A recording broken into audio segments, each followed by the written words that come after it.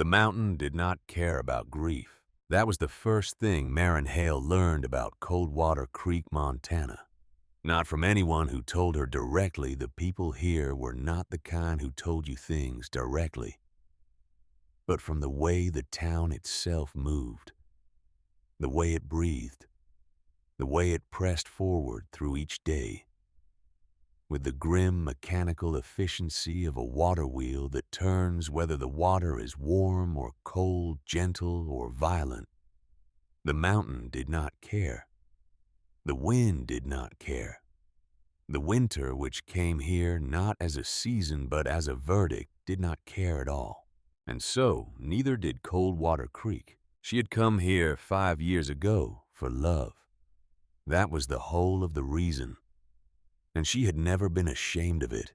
Aldous Hale had been a man worth following to the edge of the known world, which in 1888 meant following him west from Boston to a mining settlement in the high country of Montana that sat at an elevation where the air tasted thin and the summers lasted exactly long enough to make you believe in them before they vanished again. He was a geologist by training, a scholar by nature, and a dreamer by the particular grace of God that produces such men in small numbers and scatters them across the earth like seeds thrown without aim. He had seen things in rock formations that other men walked over without noticing. He had read the language written in stone and sediment, the way a minister reads scripture with the certainty of a man who believes every word.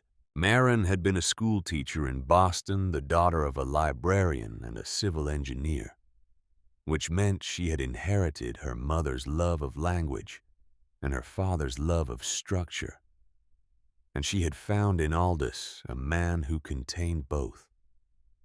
When he told her he needed to go west, when he spread his maps across the kitchen table and traced the routes with his long fingers, and explained in that careful, precise voice of his what he believed he would find there, she had not hesitated.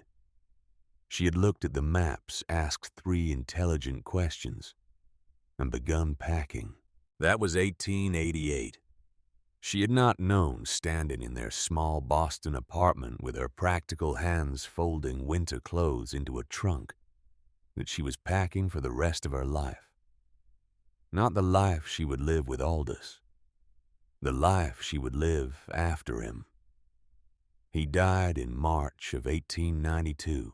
It was a fever, the kind that moved through a mountain town in late winter, like a rumor touching some and skipping others without apparent reason or mercy. Aldous had spent 3 weeks in a state of luminous, terrible clarity, burning from the inside out. And in those 3 weeks, Maren had sat beside him through every night and watched the most interesting mind she had ever encountered slowly go dark. He had talked through much of it which was like him. He had reached for her hand, which was also like him.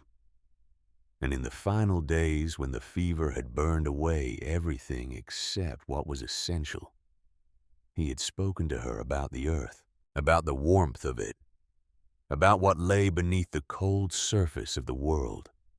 She had held his hand and listened and told herself she would remember every word, and she did.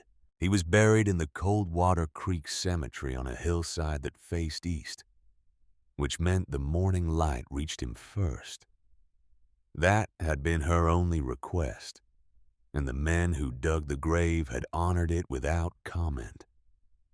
Small mercies from a town that was not unkind so much as it was simply preoccupied with its own survival.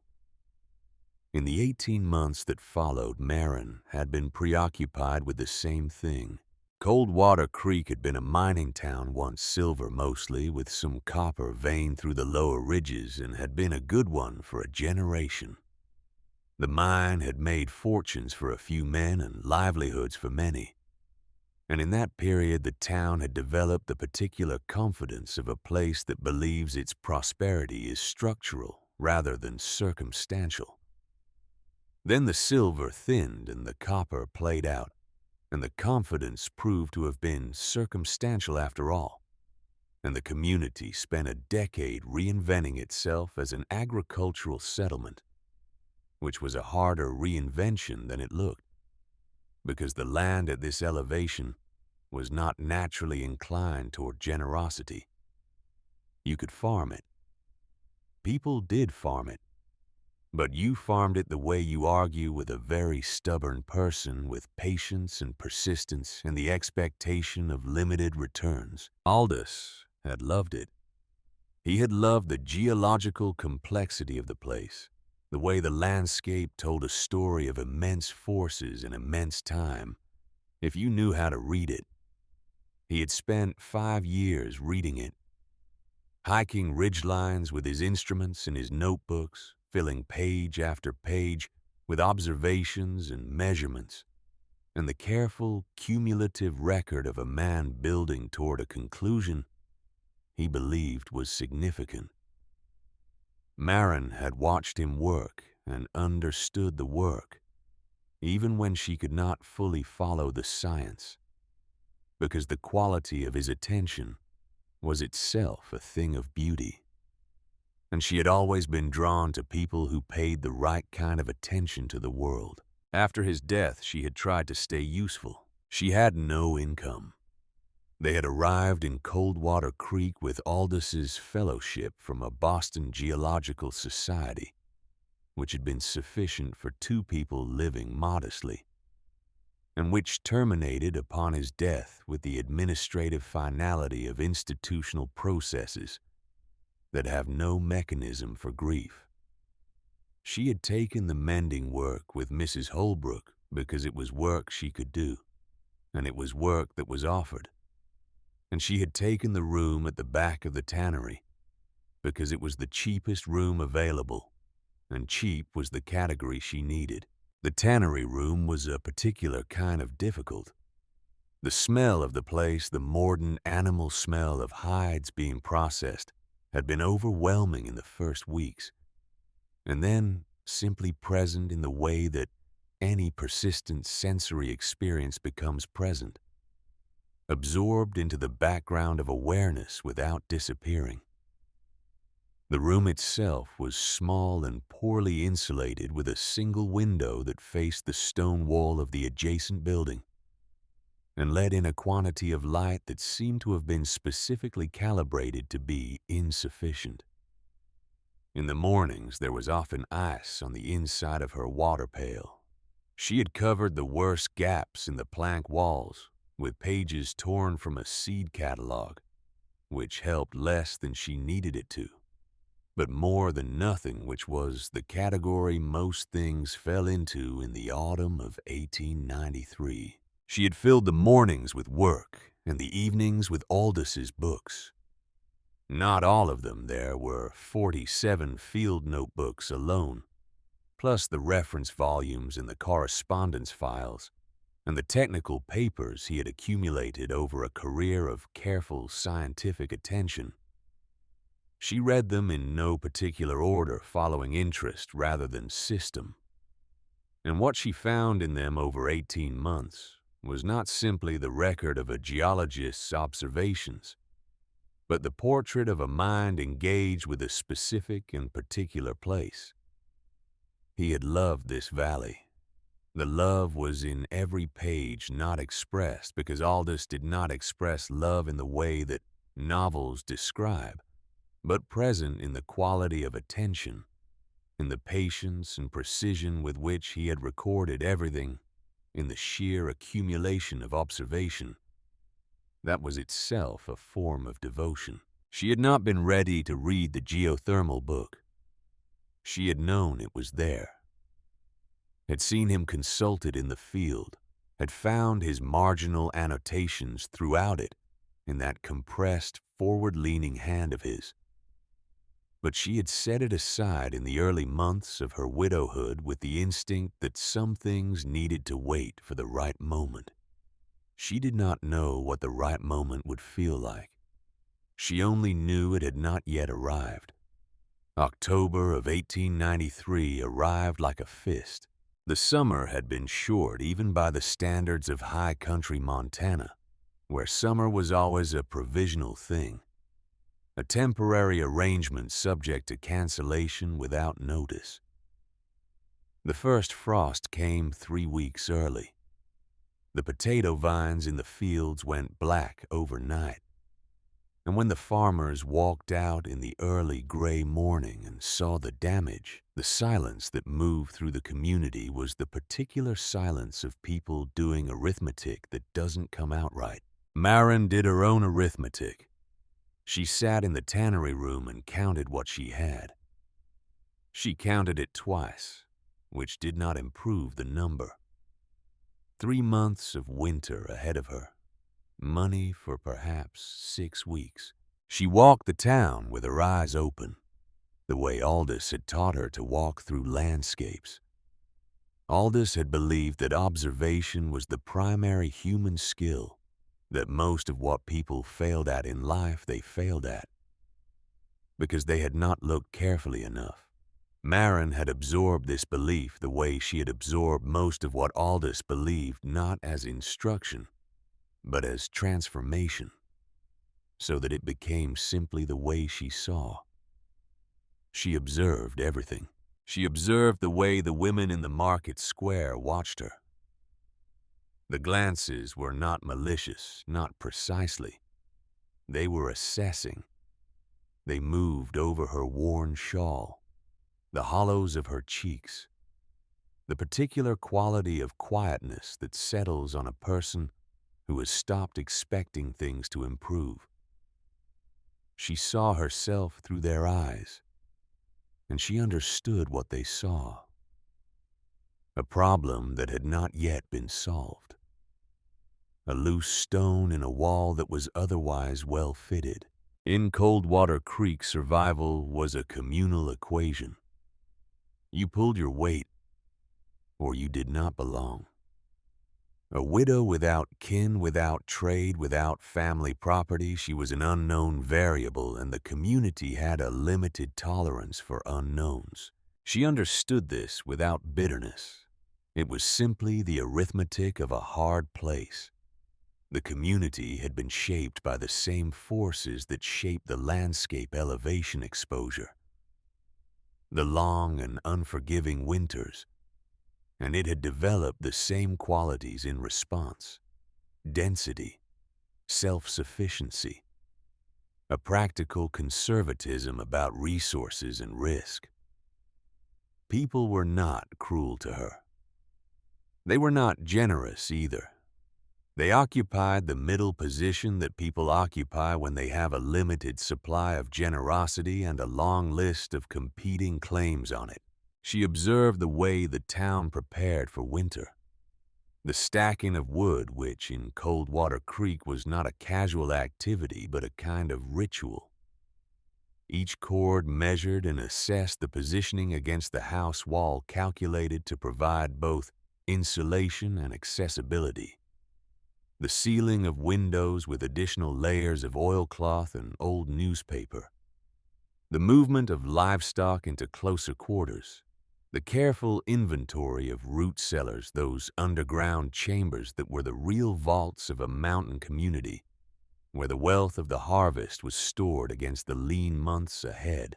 She had no root cellar. She had no livestock. She had a room with catalog pages on the walls, and a water pail that iced over at night. And she had 6 weeks of money and 3 months of winter. She was sitting in the tannery room one Thursday evening in late October. The smell of the place so deep in her skin by now that she no longer noticed it, darning a wool sock by the light of a single candle when someone knocked at her door. She opened it to find Fletcher Voss. Mayor Fletcher Voss was 58 years old and built like a man who had never in his life doubted that he occupied exactly as much space as he was entitled to. He was thick through the shoulders and heavy in the jaw, with the kind of face that authority had settled into over decades the way water settles into stone, reshaping it so gradually that the final form seems natural, inevitable. He wore a good wool coat and a hat that had cost real money, and he held himself with the comfortable certainty of a man accustomed to standing in doorways and having people step back. He said he happened to be in the area. He said he had been thinking about her situation. He said it with the particular warmth of a man who has rehearsed warmth so thoroughly that it sounds almost genuine. He had a proposition. It was a matter of charity, he said. He could not, he explained with a reasonable man's reasonable sigh, simply give her a place to live. That would set a precedent the town could not sustain. But he could sell her one. There was a property, a modest piece of land on the east edge of town, available at a price that he had set with her circumstances specifically in mind. The property was called Devil's Acre. She knew of it. Everyone in Coldwater Creek knew of it. It occupied its own category of bad reputation, which was different from ordinary bad reputation, because it was not about the people associated with it, but about the land itself. Devil's Acre sat on the windward edge of town, where the terrain transitioned from the protected valley floor to the exposed ridge, and the exposure was total. The good topsoil had been scoured away generations ago by the combination of elevation, wind, and the particular cruelty of the site's orientation. What remained was gravel and bedrock, and a species of wiry gray-green weed that seemed to grow, not from the soil, but from some source of spite that the soil merely channeled. Its most prominent feature was a crack in the earth. The locals called it the spine, a long, jagged fissure that ran approximately 20 paces through the center of the property, a dark, vertical wound in the bedrock that children were warned away from, and adults avoided without needing to be told. Local legend held that the low, persistent moaning that came from the site on windy days was the sound the mountain made in protest of the crack, as though the earth itself were unhappy about the rupture. Men who had dropped stones into it reported never hearing them land. Fletcher Voss named a price. It was exactly the sum Maren had left in the world. She looked at his face while he spoke. She was good at reading faces, another skill she had absorbed from Aldous, who had made a study of people the way he made a study of everything, with patient attention and without judgment. Voss's face told her several things. It told her he was a man who enjoyed a transaction. It told her he had done this before in one form or another, had guided inconvenient people toward arrangements that removed them from his field of vision, while preserving the appearance of generosity. It told her that the warmth in his voice was a performance accomplished but not quite perfect in the way that all performances reveal themselves eventually to a sufficiently attentive audience. It told her something else. There was a quality to the way he described Devil's Acre, a quality of practiced dismissal that was just slightly too practiced. He called it worthless land, with the fluency of a man who has said the same phrase enough times to stop examining it. But beneath the fluency and the small hesitations in the precise way he did not look at her when he described the spine, she detected something she could not yet name, something that had the texture of suppression. She did not pursue it, not yet. She listened to the whole of his proposal with the attentiveness of a former schoolteacher, which meant she listened not only to what was said, but to what was carefully not said. The unspoken portion of the arrangement was clear enough. Once she was on Devil's Acre, she was the town's problem only in the most technical sense. a private tragedy enacted at the margin too far from the public square to be anyone's daily concern. She would freeze or starve as she was likely to do regardless, but she would do it on her own land and not in the tannery room where her presence was a weekly reminder of a situation no one knew how to resolve. She thought about this with the clarity that cold and hunger had given her, which was the clarity of a mind that has burned away everything unnecessary and arrived at essentials. She thought about the room she was standing in with its ice-filmed water pail and its catalog page walls. She thought about the market square and the women's assessing eyes. She thought about 6 weeks of money and 3 months of winter. And then she untied the leather pouch from her belt. She did not make a speech. She did not explain herself. She looked at Voss with steady eyes and poured the coins into his palm, every last one, with the deliberate care of a woman completing a ritual rather than surrendering to a verdict. He closed his fingers around the money and smiled the smile that did not reach his eyes. And he told her the land was hers, that she should come by the office in the morning for the paperwork. And he turned to go. She was already looking past him. He crossed the threshold and moved toward the door, and in doing so, he passed the small writing desk that served as his temporary surface for the transaction. And as he gathered his papers, the top drawer of the desk caught on something and slid open 2 inches. It was a reflex that Maren noticed the way she noticed everything. The drawer, the papers within it, and near the front visible in the gap, a folded piece of correspondence. She saw the handwriting. She would have known Aldous' handwriting in a burning building. The particular forward lean of the letters, the way he formed his capital letters with that slight architectural flourish that had always seemed to express something essential about the way his mind worked. She saw 3 words in that handwriting geothermal survey, devils, before Voss's hand moved and closed the drawer with the casual efficiency of a man who had not noticed it opening. He said goodnight. She said goodnight. She stood in the doorway of the tannery room and watched him walk down the hallway and listened to the sound of his footsteps descending the stairs, and then the sound of the street door opening and closing. And then she stood in the silence for a long time. Geothermal survey. Devils. Aldous had corresponded with the town. Aldous had corresponded with Fletcher Voss. She sat down on the edge of her cot and pressed her hands flat against her thighs and was very still for a while, the way she had learned to be still in the 3 weeks of his dying, when stillness was the only useful thing she could offer. She thought about what she had seen.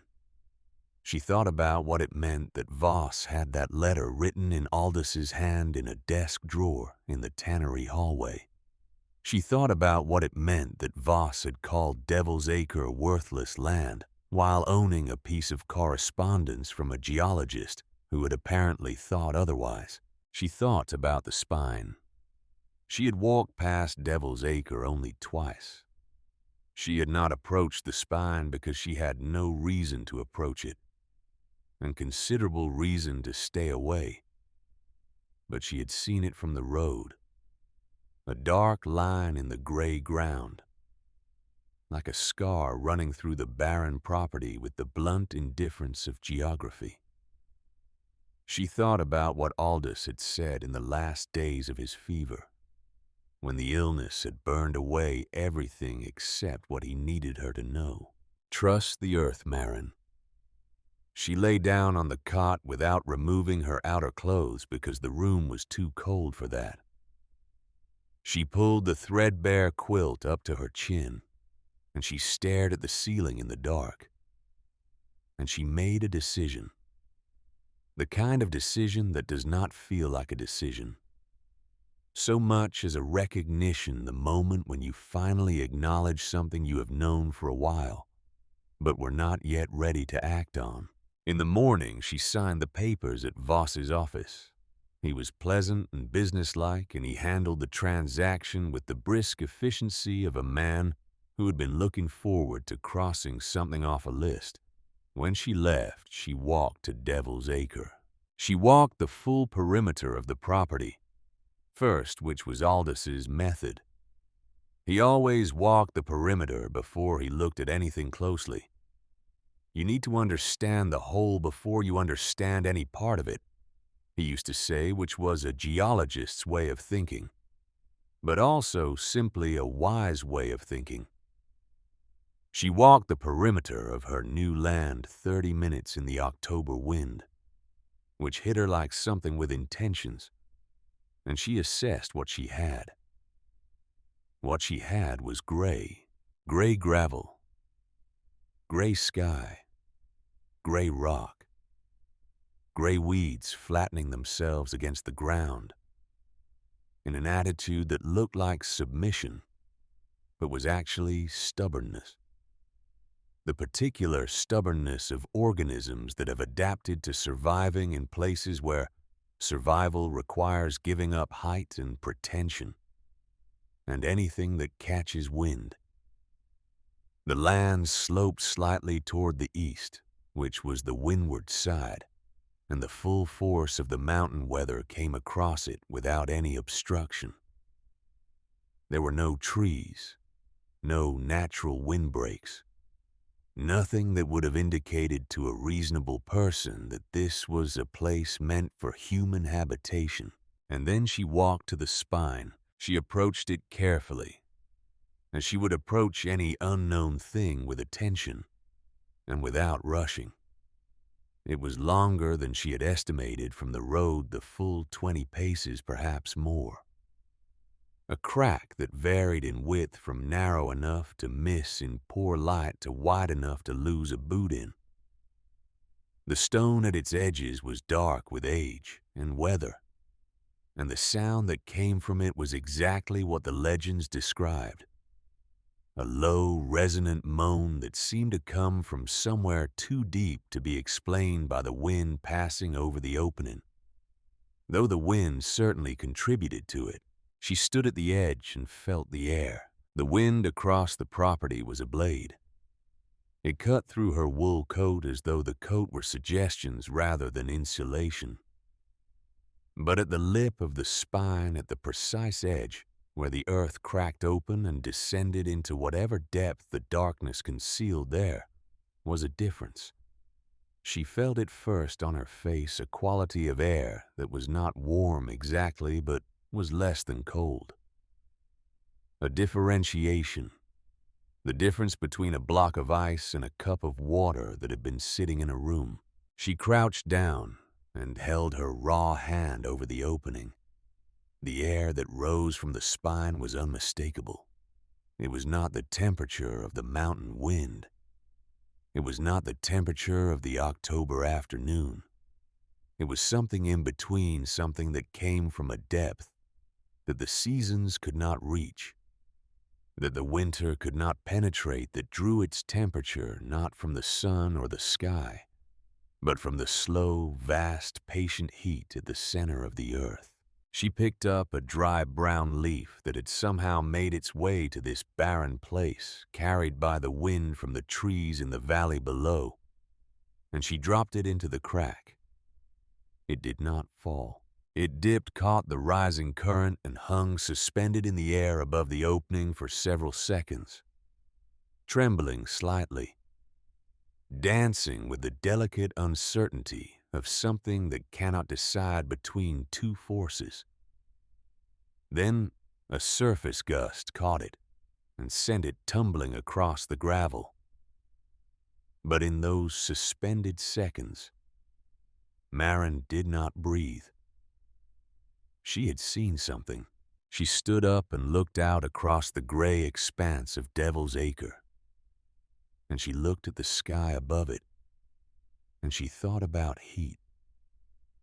She thought about the way heat moves, the way it rises, the way it persists in enclosed spaces, the way it can be captured and concentrated by the right structures.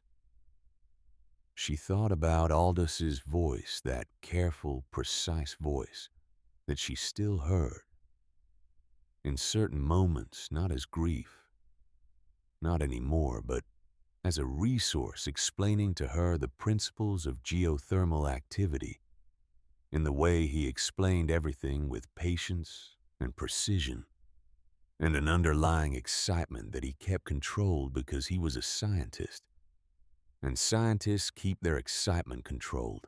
She turned and walked back to the tannery to collect her things. Grady Fenn was leaning against the wall of the livery stable as she passed, which she suspected was not coincidental.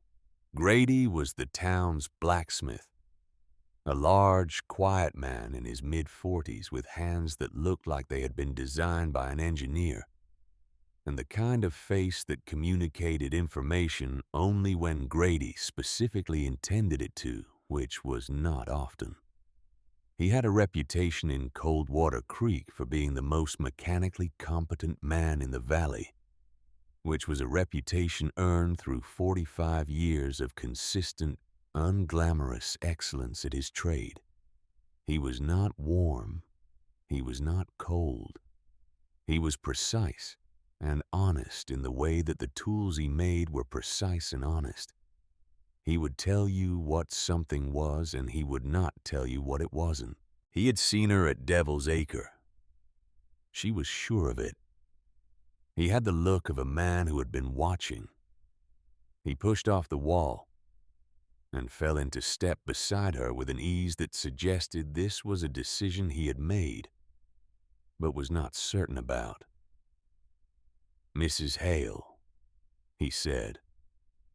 "Mr. Fenn." He was quiet for a moment.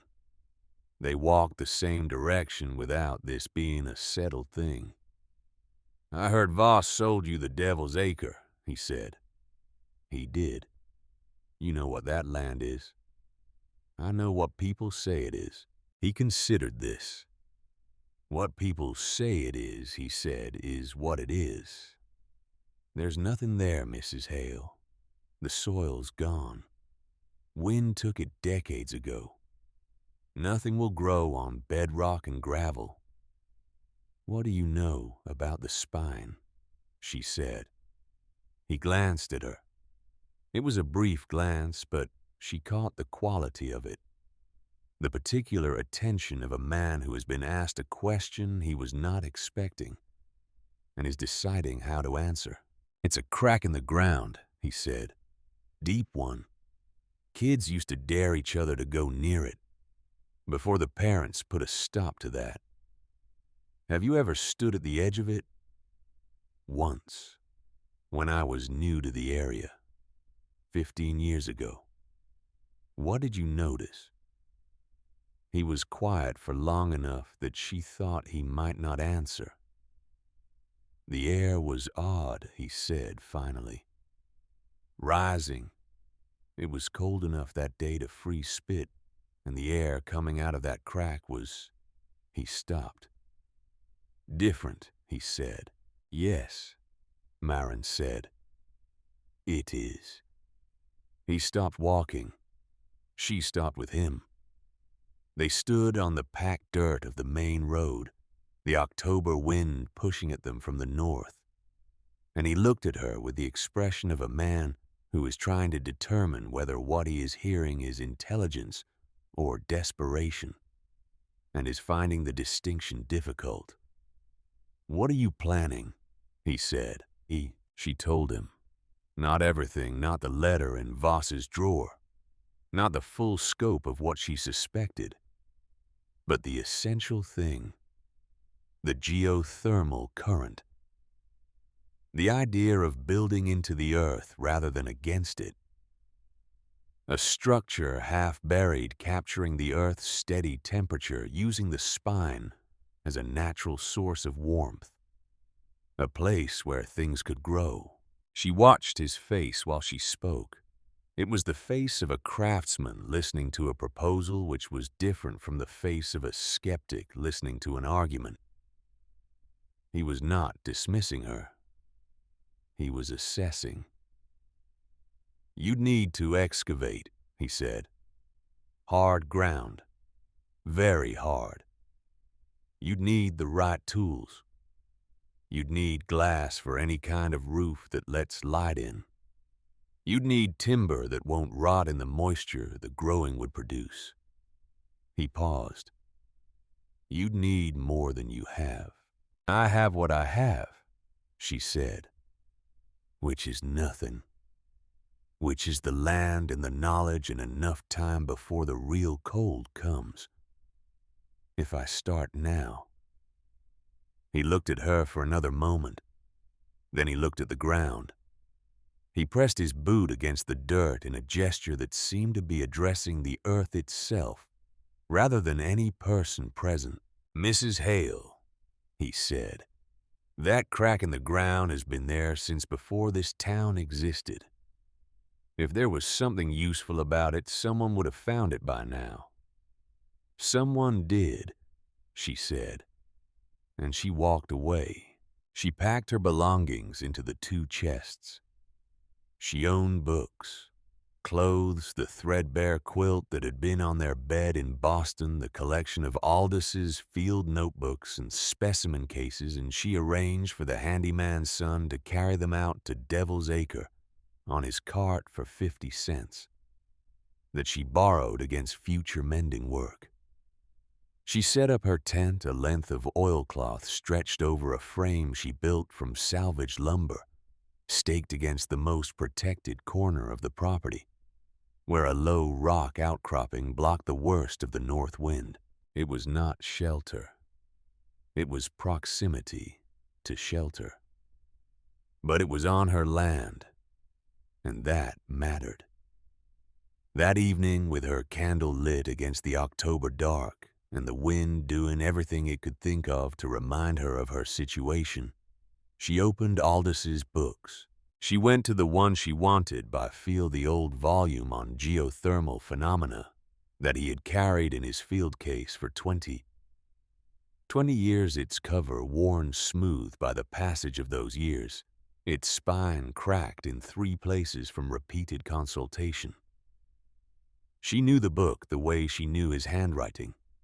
She knew which chapters he had marked, which pages were soft from use, which margins held his penciled notes. She turned to the chapter near the back. He had marked it with a folded piece of notepaper, a piece she had seen before, but had not examined closely in the 1.5 years since his death, because she had not been ready. She unfolded it now in the light of the candle, with the wind pressing against the oilcloth walls of her makeshift shelter, and she read it. It was dated November 1891, 14 months before he died. It was not a letter. It was a set of notes, the kind he made for himself when he was working through an idea compressed and precise, written in the shorthand of a man recording his own thinking for later reference. She had read hundreds of such notes over the years. She knew how to translate them. He had been at the spine. He described the site with the careful, technical language of a professional geologist. The estimated depth of the fissure, the angle of the bedrock layers visible at the exposed edges, the temperature differential between the ambient air and the air rising from the crack, which he had measured by the simple method of a wetted finger, and which he recorded as significant. He noted the consistency of the upward current across different wind conditions. He noted the stability of the temperature reading at multiple points along the length of the fissure. Then he shifted from scientific notation to something else. The handwriting changed almost imperceptibly. A small relaxation, a slight increase in the forward lean the way his writing always changed when he moved from recording facts to thinking out loud. He wrote about a structure. He sketched it in the margin, a cross-section small and rough, but absolutely legible to Marin, who had spent 5 years reading his field sketches. A structure built below the surface, excavated from the earth rather than raised above it. Walls of dry-laid stone to hold the shape of the excavation. A roof of glass and timber, low-angled, designed to admit light and shed snow. And at the center of the floor plan, marked with a small X and the notation "Vent the spine," he called it a winter garden. She read the notes 3 times. The candle burned down 1 inch and then another while she read. The wind was constant. Her breath made small clouds in the air inside the tent, which meant the temperature was dropping toward freezing. Near the bottom of the page, after all the technical notation, after the cross-section sketch and the calculations about soil depth and structural load, he had written something that was not a calculation or an observation. It was a sentence in the ordinary register of a person speaking to another person, not a scientist recording data. It said I could not build it in time. But the knowledge is here. Trust the earth, Marin. She sat with that for a long time. He had known. He had known the fever would take him. He had understood it before she had allowed herself to understand it, which was like him, which was the geologist in him, the part that could read the evidence and accept the conclusion without flinching. And in the time that remained to him, he had sat with this and written this and left it where she would eventually find it. He had left her a key. The grief that moved through her in that moment was different from the grief she had lived with for 18 months. It was not the hollow, endless ache of absence. It was something sharper and more complex, a grief that contained within it something else, something that she identified after a moment as partnership. He had still been working in those final months on the problem of her survival. He had been working on it in the language he knew best, and he had left her the result. She folded the notepaper and placed it back inside the book and closed the cover, and sat with her hands flat on it in the dark. Then she picked up the candle and held it close to the cross-section sketch in the margin, studying the details she had initially only registered, the dimensions he had estimated, the depth of excavation required, the length and width of the structure, the angle of the roof, the placement of the vent relative to the planting beds he had outlined in the floor plan. She was not a geologist. She was not an engineer. She was a school teacher with a librarian's relationship to books, and a civil engineer's daughter's relationship to problems, which meant she understood how to learn what she needed to learn, and how to think through what she needed to think through. She also understood with the clarity that hunger and cold and the arithmetic of 6 weeks of money versus 3 months of winter produces that she had no alternative plan. The next morning she began. The work started not with the shovel, but with her hands. She walked the perimeter of the site she had chosen, the area closest to the spine, where the geothermal current was strongest, and she cleared it of the surface gravel by hand, tossing it to the side in double handfuls, scraping the loose material away to expose the layer beneath. What she found beneath was what she had expected. A dense mixture of compacted clay and fractured rock that had the texture and cooperative spirit of iron. She had a single tool, the small folding spade Aldous had used for collecting botanical specimens in the field. a thing designed for extraction of small samples and entirely unsuited for the excavation of a space large enough to stand in. She drove it into the clay layer on the first attempt, and it bounced back with a force that traveled up her arms and into her shoulders and briefly convinced her teeth to chatter. She adjusted her grip. She drove it in again. The first day's work produced a cleared area approximately the size of a dining table and a depth of perhaps 8 inches at its deepest point. Her hands were blistered before midday. By afternoon, 2 of the blisters had broken. By evening, the raw skin beneath had cracked in the cold, and when she pressed her fingers together to stop the tense oilcloth door from rattling in the wind, she had to do it with her eyes open and her jaw set. She ate her dinner bread from the borrowing account at the bakery. 2 carrots, a cup of water heated over a small fire she built from the wind-blown twigs she had collected from the far edge of the property, and she thought about the day's work with the methodical honesty of a former teacher, assessing a student's progress. It was inadequate. It was necessary. It was the beginning. The town of Coldwater Creek began to take notice somewhere in the 3rd day. It was not the excavation they noticed. First, Devil's Acre was far enough from the center of town that the digging was not visible from the main road. What they noticed was Marin herself in the mornings and evenings when she walked to and from the bakery for her bread. The quality of her hands and face and posture beginning to tell the story of what she was doing. There is a particular look that hard physical labor in cold conditions produces on a person, and it is recognizable to anyone who has done such labor themselves, which in Coldwater Creek was everyone. The women at the market noticed first, as they usually do.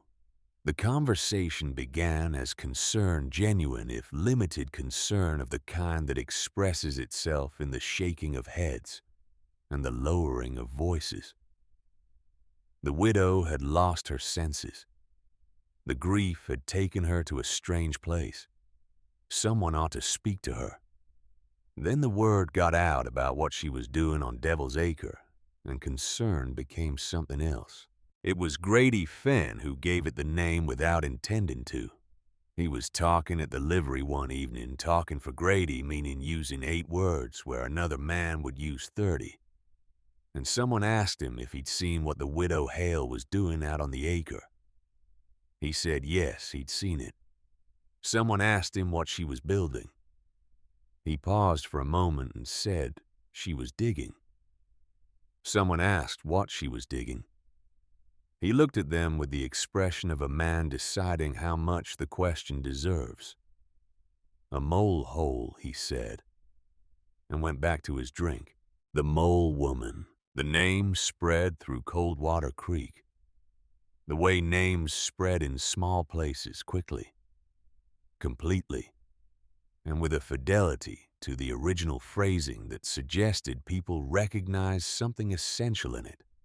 It was said with amusement at first, which gradually acquired an edge, not of cruelty, but of something between embarrassment and unease. The woman digging alone in the worst land in town with blistered hands and a dead man's spade was a sight that troubled people whose comfort depended on a stable understanding of what was possible and what wasn't. Fletcher Voss heard the name and was satisfied by it. He rode out on his gray horse to the edge of Devil's Acre on the 4th day, sitting in the saddle with the comfortable authority of a man surveying property he still considers his in the way that matters. And he looked at the small, dark figure bent over its impossible work in the gray distance. And he went home and told his wife over dinner that the woman would be gone by the first real snow. He was not worried. He was certain. There is a difference, and Voss had never learned to feel it. On the morning of the 7th day, Marin arrived at her work site to find a pickaxe and a long-handled iron shovel leaning against the flat rock at the edge of her excavation. Both were well made. The pickaxe had a head that was new or nearly new, the steel bright and clean. The shovel had a worn handle, but the blade was sound. She recognized the quality of the iron, the particular density of well-forged metal, the slight sheen of professionally finished tool steel. There was no note. She looked toward the town, toward the distant suggestion of the blacksmith's chimney smoke rising above the roof lines. She stood for a moment with her hand on the pickaxe handle, feeling the weight and balance of it. Then she picked it up and turned back to the earth and swung it in a clean arc. The crack it made when it hit the ground was entirely different from anything she had produced with the small specimen spade. The earth moved. With the pickaxe and the proper shovel, the work changed from suffering to something that still hurt, but now also progressed. The pickaxe broke the compacted clay and fractured rock into manageable pieces. The shovel moved the debris. She found a rhythm in the combination break clear, and the rhythm was something she could sustain, something that engaged a part of her mind that lay below the level of thought and was simply about the body's relationship to effort. The pit deepened. She did not allow herself to look at the spine more than once each working day. It was a discipline she imposed on herself, because the spine was the reason for everything, and it would be easy to make it into a superstition, to check it repeatedly for reassurance.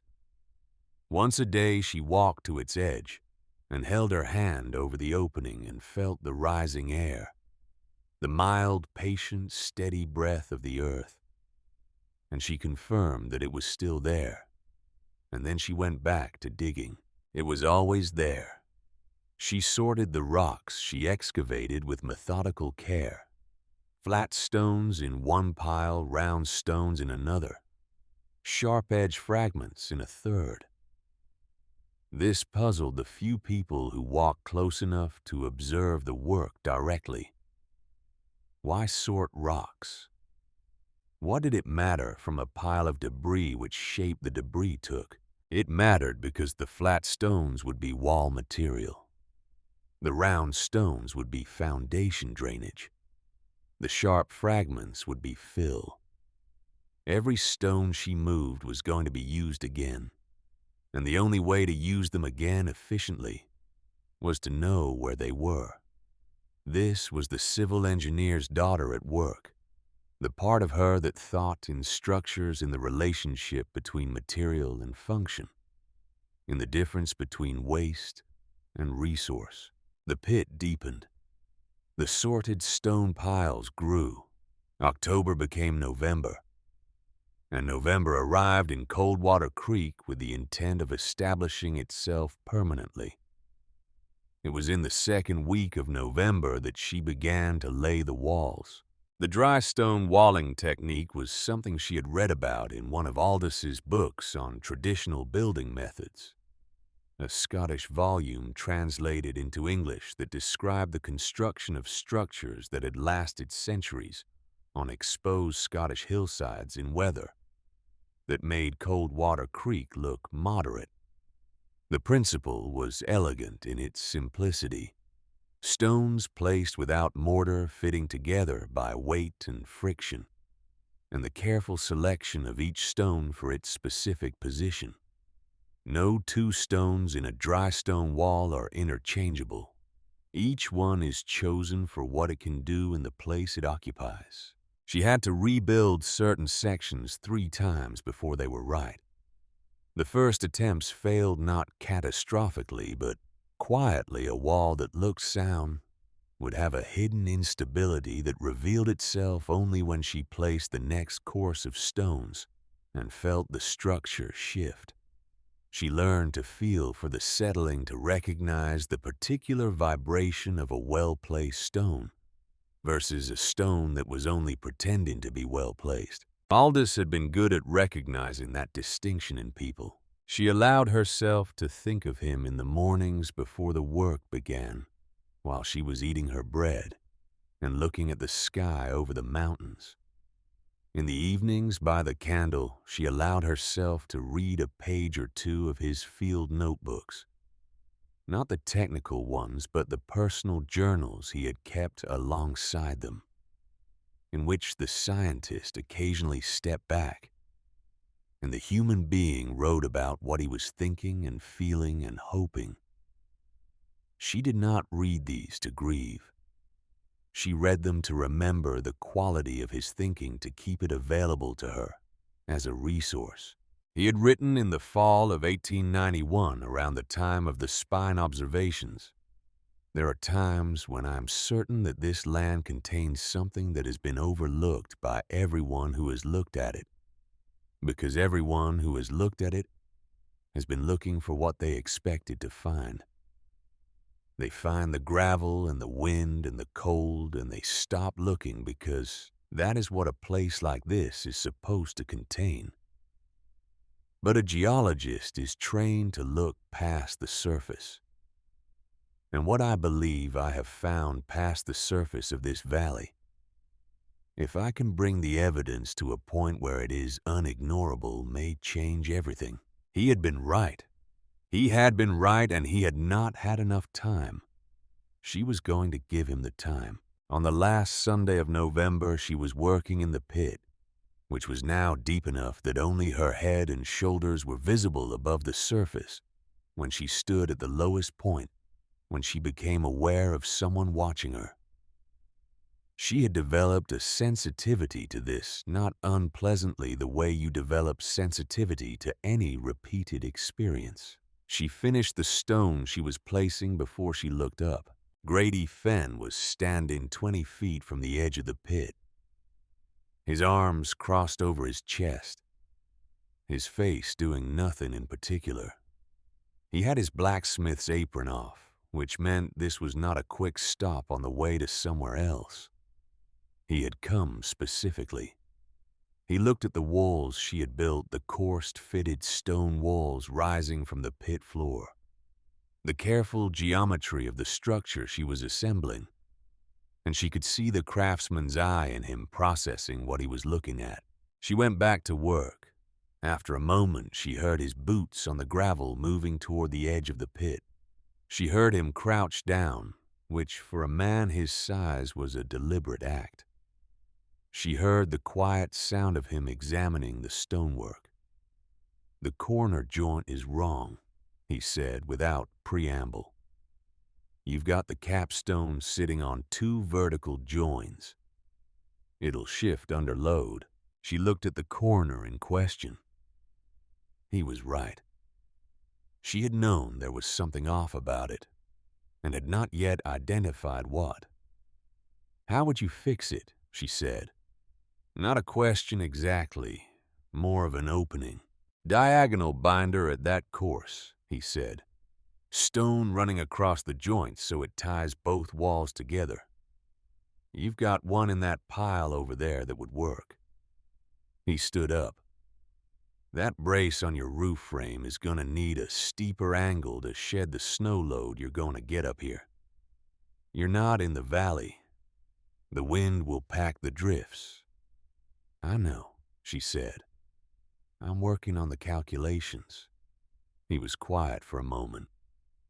"The glass," he said. "You'll need more than you've got." "I'm aware." Another quiet moment. "There's a derelict barn on the Whitmore property east of town," he said.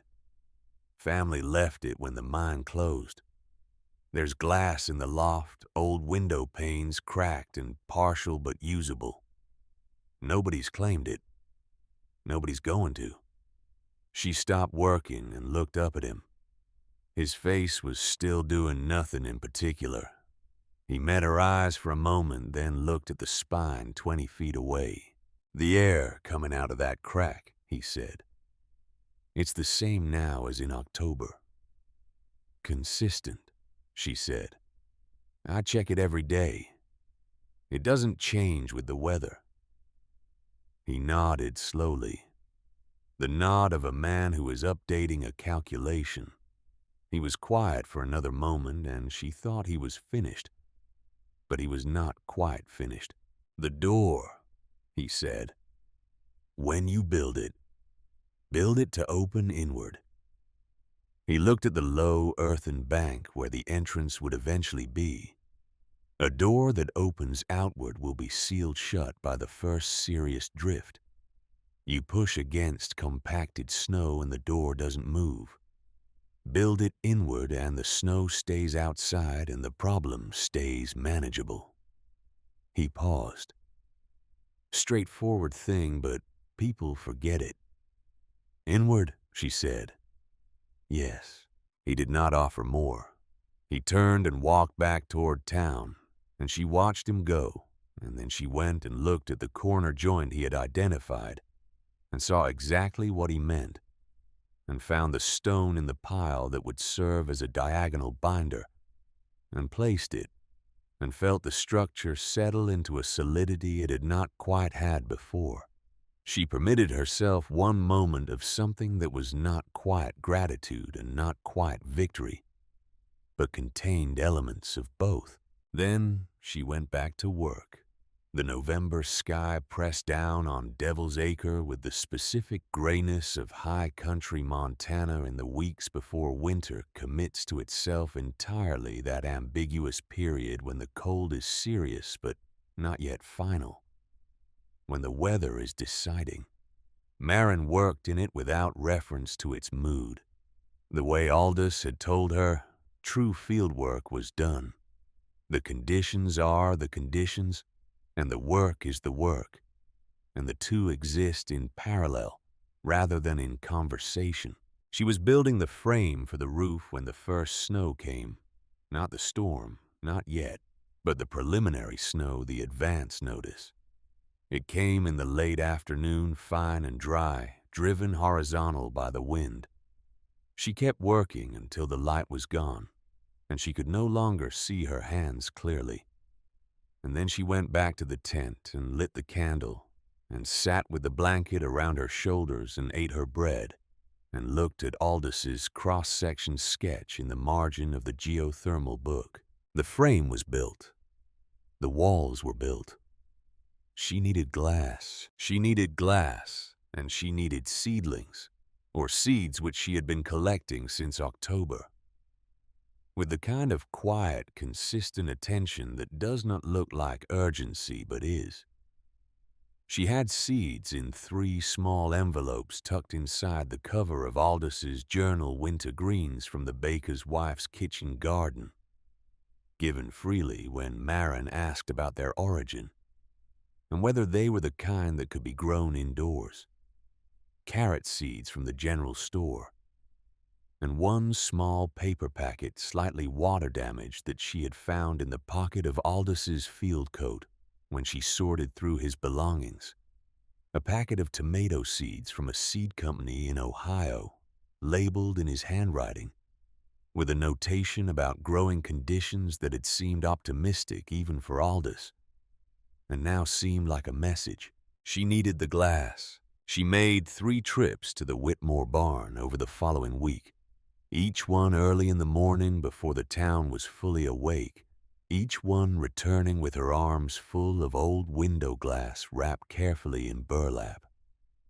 It was not enough. It was never enough. And she spent the last of her borrowing credit, the accumulated future value of mending work, not yet done, on 3 additional crack panes from the hardware store, on a quantity of lead strips from a traveling tinker who came through on his irregular circuit, and on a small supply of glazing compound from a man in the next town who replied to her written inquiry with a price that was exactly $1 more than she could pay, and who received a reply from her offering 2 months of mending work in lieu of the $1, and who, after a pause she did not let herself interpret, agreed. She put the glass together the way a surgeon works, which is to say with total concentration and no margin for error. The pieces were fitted into the wooden frame she had constructed, using Aldous' techniques for bridge-building carpentry. The same principles scaled down a low-angled A-frame that would present the minimum surface to wind and the maximum practical angle to shed accumulated snow. She used the lead strips between the glass pieces, the way she had read about in an old account of stained glass construction, bending them to fit the irregular shapes of the salvaged panes, pressing them into place with the smooth handle of Aldous' specimen spade. It was slow. It was precise. It was, she thought, once exactly the kind of work that could not be rushed and could not be faked. The kind where the quality of the attention was directly and immediately visible in the result. She was fitting the second-to-last pane into the frame on the evening of November 23rd, when she heard the footsteps on the gravel. She did not look up immediately. She finished the lead seam she was pressing into place, checked the angle, confirmed it was right. Then she stood up and turned. Fletcher Voss stood at the edge of what had been Devil's Acre and was beginning in her mind, if not yet in the minds of others, to be something else. He stood with his coat buttoned against the evening cold and his hat brim pulled down, and he looked at what she had built with an expression that was difficult to read because several things were happening in it at once. She waited. "Mrs. Hale," he said. His voice had lost the warm, rehearsed quality of the evening in the tannery hallway. What replaced it was something flatter, less managed. "Mayor Voss." He gestured at the structure, the sunken walls, the timber frame, the partly glazed roof, catching the last of the afternoon light. "I need to understand what you believe you're doing here." "I believe I'm building a house," she said, "on land I own." "That is not a house. That is a—" He stopped. He was a man who always had the word he needed, but the word he needed now was not available to him. "That is a construction of uncertain structural integrity on a piece of municipal land adjacent to a geological hazard, and I have an obligation to this community. The land is mine," she said. "You sign the paper. The building code of this. I have consulted the building code," she said, which was true. She had sent to the county seat for a copy and read it with the attentiveness of a woman who needs it to say something specific and needs to know whether it does. "There is no provision that applies to a structure of this type and depth. You are welcome to find one." He looked at her. She looked back. The wind moved between them, carrying the first sharp smell of the real cold that was coming. "I will give you twice what you paid," he said. His voice was quiet and direct. The voice he used, she suspected, when he was not performing and the situation required something genuine. "Today, cash. You take the money and you leave this property and you go somewhere. You'll be comfortable through the winter." "No," she said. "Mrs. Hale." "No," she said again quietly, with the same finality. She turned back to the roof frame and picked up the last pane of glass and began to fit it into place. After a long moment, she heard his footsteps on the gravel moving away. She did not look up. She focused on the glass, on the lead strip, on the angle of the fit. In the morning, she found that someone had been at the work site in the night. One section of the glass roof, 3 panes she had fitted and sealed the day before, had been pushed in and broken. The lead strips were bent back. The glass shattered across the stone wall beneath. The damage was not random.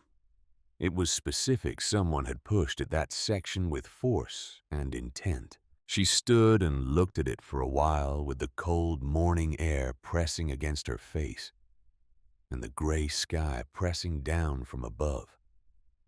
On the gravel beside the broken section, there were footprints. Not the mayor's boots. She knew his footprints, had observed them leaving the site the previous evening.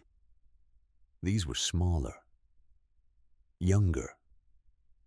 The prints of someone lighter moving quickly who had done what he came to do and left.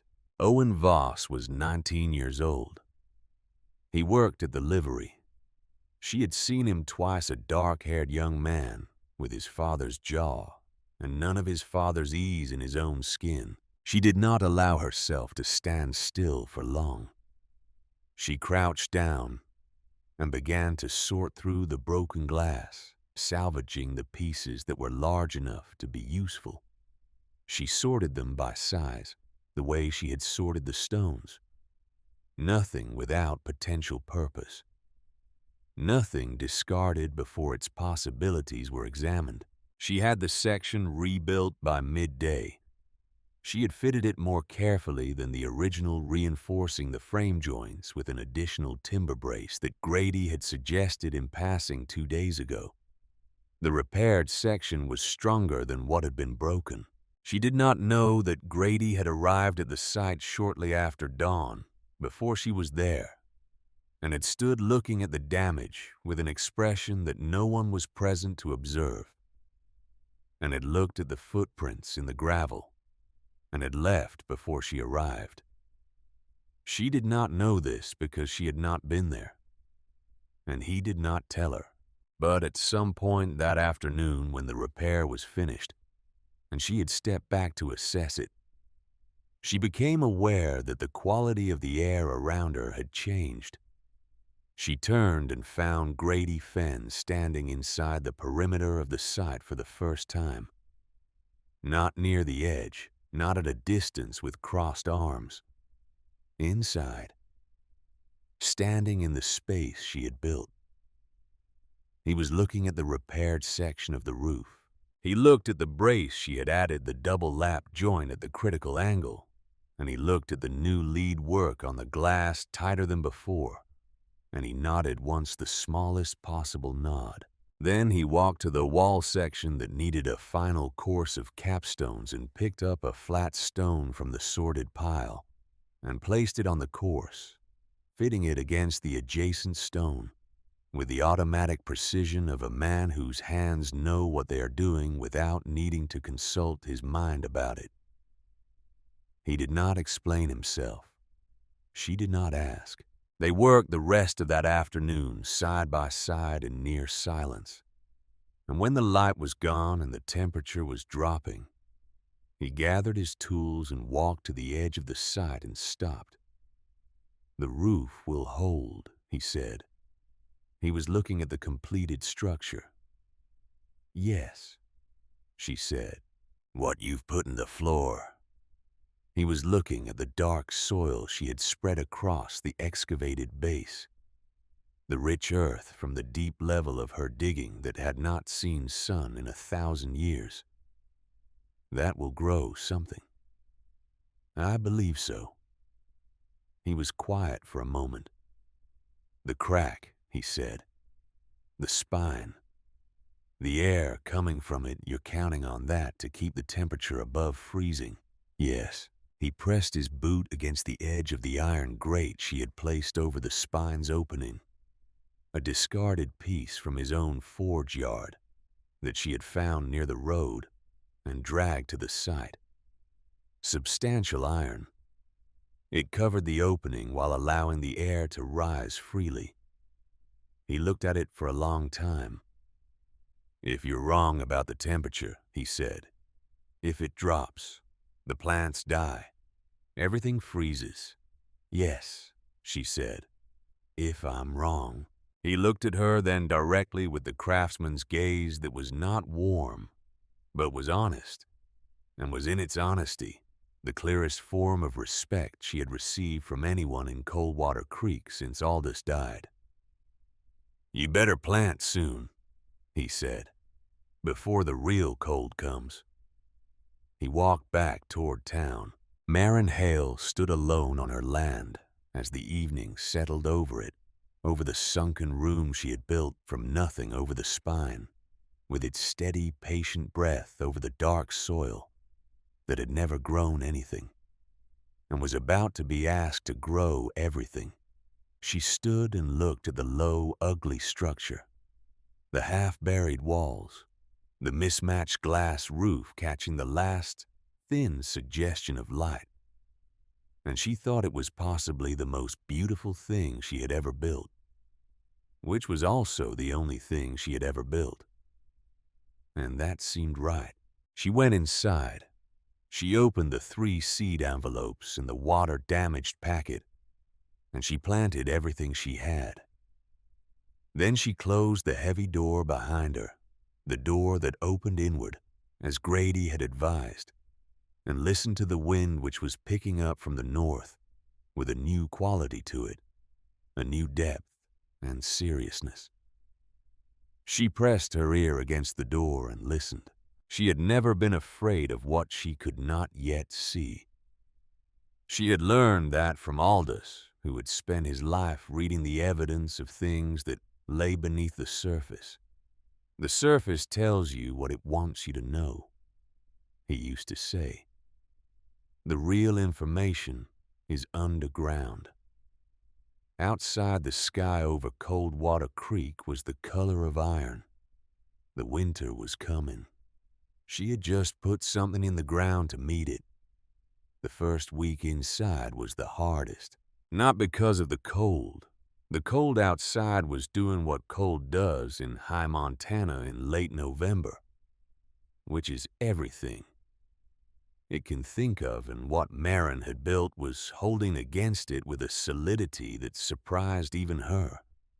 The temperature inside the sunken structure remained what she had hoped, cool, but not freezing. The spine breathed its patient exhalation up through the iron grate, steady and indifferent to the season, unaware that the season had opinions about it. The ground itself, insulated by the tons of earth on all 4 sides, maintained a temperature that bore no relationship to the one outside the door. No. The hardest thing in the first week was the waiting. She had planted everything she had in dark soil that had never seen sunlight, and now she had to wait for what she had planted to decide what it thought about that. She had done everything she could do. The structure was built. The seeds were in the ground. The variables that remained were not hers to control, and she was a woman who had spent the previous 2 months controlling variables with fierce total attention, and the cessation of that was its own kind of difficulty. She watched the soil. She knew this was not useful. She knew that seeds do not germinate faster because someone watches them, that the biological processes at work in the dark earth beneath her were indifferent to her observation. Aldous would have reminded her of this gently, with the slight smile he used when he was pointing out something obvious to someone he respected too much to point it out directly. She reminded herself of it instead, with less grace but equal firmness, and she made herself look at other things. She looked at the structure. She had not had time in the weeks of construction to really see what she was building, to stand inside it and assess it as a complete thing, rather than as a problem to be solved section by section. Now she had the time, and what she saw was not what she expected. She expected utility. She had planned for utility, had designed every element for its specific function, had made every decision based on what would work, rather than what would look like anything in particular.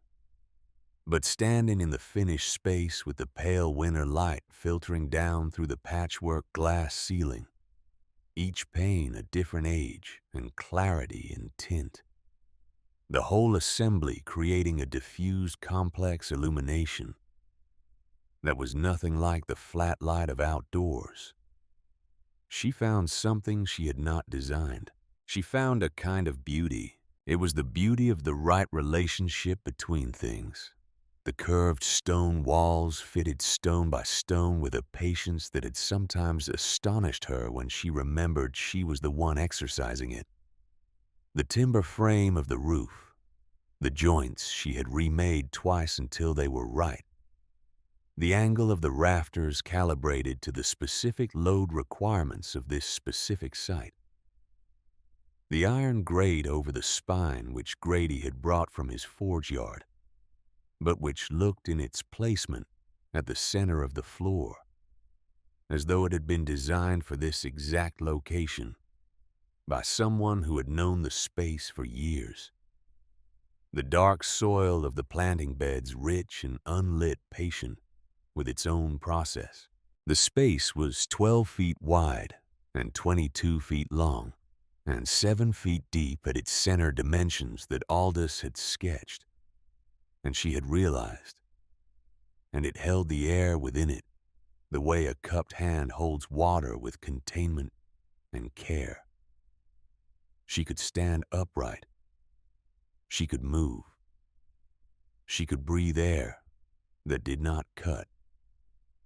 She stood in it the morning of the 4th day and turned slowly one complete rotation looking at everything. And she thought he would have loved this. She allowed herself that thought. She did not pursue it further.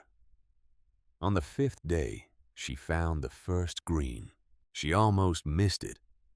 She was moving along the east planting bed, checking the moisture level of the soil with her fingers, the way she had read to do in a gardening manual she had borrowed from Mrs. Holbrook's shelf. And she saw between 2 shallow indentations where she had pressed carrot seeds into the soil a single thread of green so fine that it was almost the color of the dark earth around it. A cotyledon, the first emergence, the hairline beginning of a carrot. She sat down on the cold stone floor beside it and looked at it for a long time. It was not remarkable as plants go. It was barely a plant. It was the suggestion of a plant, a preliminary sketch in the language of biology. But it was alive, and it was growing in the ground in late November in Montana in a structure that the town of Coldwater Creek believed was a madwoman's grave, and it was the color green at a time and in a place where nothing was green. And Maren Hale pressed her hand flat against the dark soil and held it there, as though she could feel the whole slow vegetable conversation happening beneath the surface. The entire network of germinating seeds talking to the earth in the only language they knew. She had been right. The knowledge settled into her not as triumph, but as something quieter, something more like the relief of a long-held breath, finally released. She had been right. The earth was warm enough. The light through the glass was sufficient.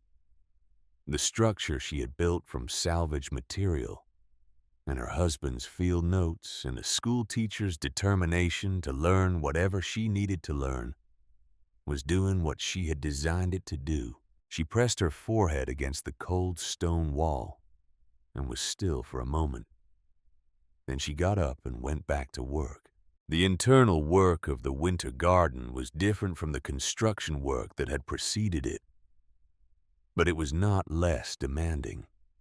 The planting beds required daily attention, moisture levels that fluctuated with the temperature changes between day and night, fungal threats from the unfamiliar soil that she identified from Aldous' botanical notebooks, and addressed with ash from her small cook stove, structural adjustments to the trellising she had built for the tomato vines using salvaged dowel rods and lengths of string.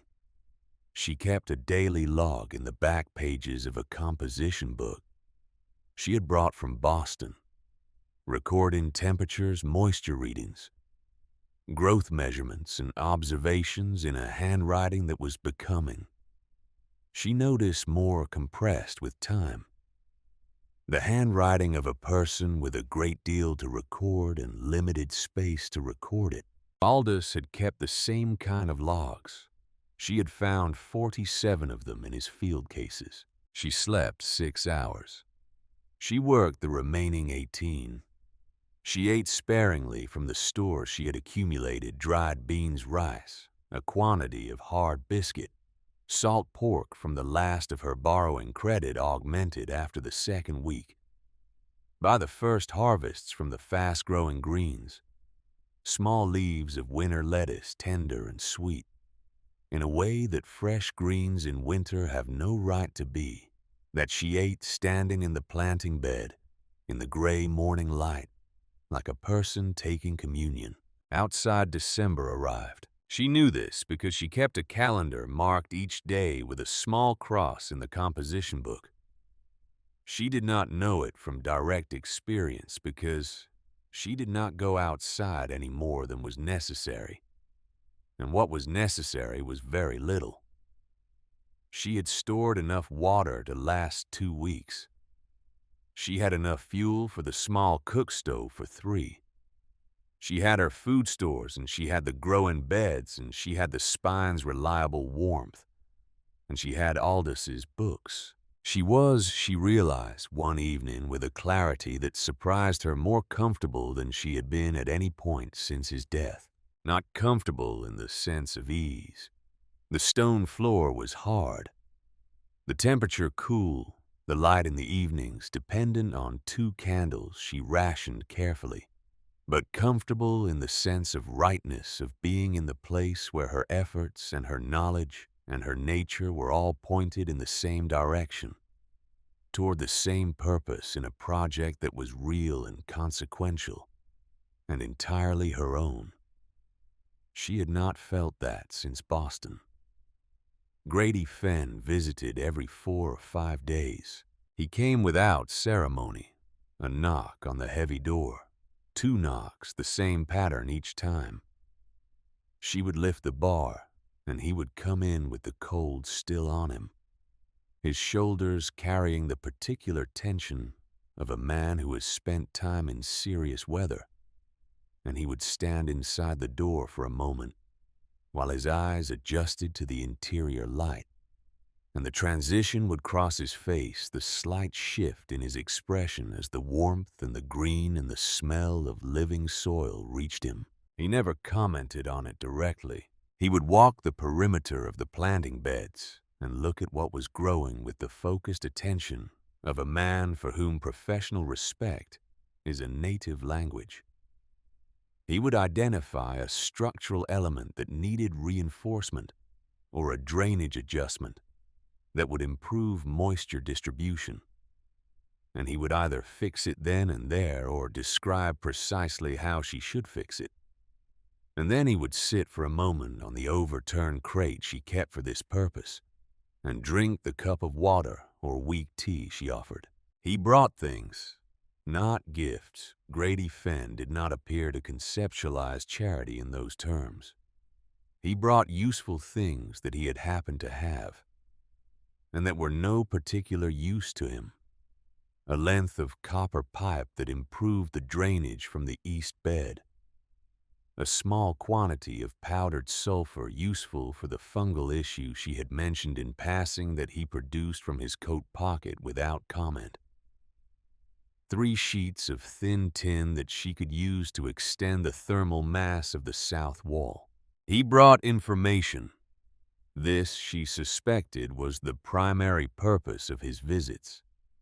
He understood in the way that practical people understand the relationship between knowledge and survival, that she was isolated by choice, but not by preference, and that what was happening in Coldwater Creek was relevant to her situation, whether or not she was present to observe it. He told her things in the spare economical way he told everything, which meant she had to listen carefully and ask the right questions to extract the full content. He told her the frosts were harder than expected. He told her the root cellars were performing worse than the previous winter, that the unusual cold was penetrating deeper than their standard construction could manage, that he had heard from 3 separate families that their stored vegetables were beginning to suffer. He told her the Hendersons' dairy cows had dropped in production, which meant less milk and less butter, and less of everything that dairy cows produce, and which the town's winter arithmetic did not have a good answer for. He told her Fletcher Voss had commissioned a survey. She set down her cup. What kind of survey? She said.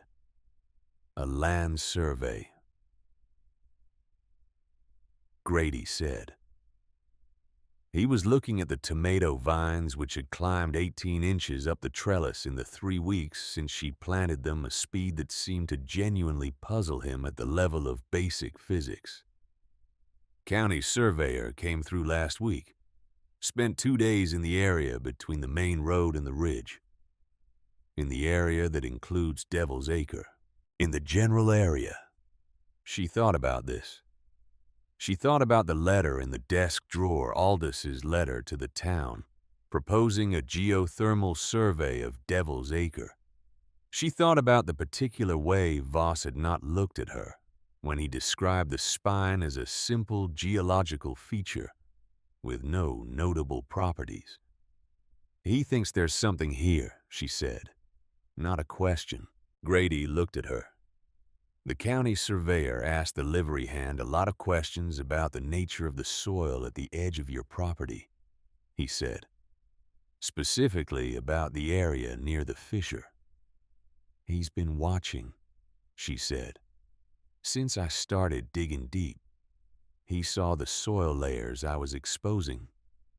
She paused. He doesn't know what he's looking at, but he knows I seem to. Grady picked up a small growth of lettuce that had come loose from the bed and examined it with what appeared to be genuine botanical curiosity. He offered the Henderson boy a job, he said, carrying surveying equipment. The Henderson boy told it to his mother. His mother told my neighbor. She did not need to finish the thought. In a town this size, information moved faster than weather. Grady set the lettuce down carefully. I expect you'll be hearing from Voss. She was. 3 days later. She heard the knock, not 2 knocks in Grady's pattern, but a single heavy knock with the authority of a man's gloved fist. She set down the composition book and lifted the bar and opened the door. Voss stood in the December cold with a man she did not know, a younger man with a professional bearing and the slightly detached expression of someone who has been hired to be present rather than to have opinions. The hired man carried a leather case of the kind that held survey instruments. Voss was dressed for weather. He had a heavy buffalo coat and a hat with ear flaps, and the cold had put color in his face that almost made him look healthy. He looked past her into the interior of the winter garden with the quick, assessing gaze of a man who has been trying to imagine something and is now confirming whether his imagination was accurate. She stood in the doorway. She did not step back. Mrs. Hale, he said, Mayor Voss. I need to speak with you about your property. You may speak with me here, she said. She did not move. Something crossed his face, a recalibration, a brief adjustment to circumstances he had not quite anticipated. He was a man accustomed to entering rooms, to the spatial dynamic of threshold and interior, to the subtle authority that comes from being the person who has caused someone to step back. She had deprived him of that. He looked past her again at the interior. The tomato vines were visible over her shoulder, climbing the trellis in their impossible December green.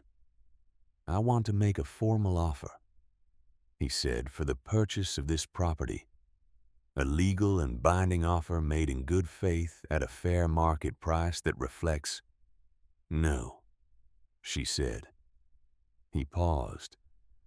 You haven't heard the figure. I don't need to hear the figure. He looked at her for a moment, and the warmth that had never quite reached his eyes was entirely absent now. What replaced it was more honest in its way, the flat, practical gaze of a man who was deciding between available options. Mrs. Hale, he said, and his voice had dropped to the register he used when he was not performing the register she had heard once before, on the evening she last refused him. I will be direct with you. I have commissioned a geological assessment of this area. I have reason to believe that the geothermal activity associated with the fissure on your property may have commercial applications. Applications that would benefit this town significantly. You have reason to believe, she said. The evidence suggests— The evidence, she said, was in your desk drawer for 2 years. My husband sent you a letter in 1891 describing that evidence in detail. I saw the letter.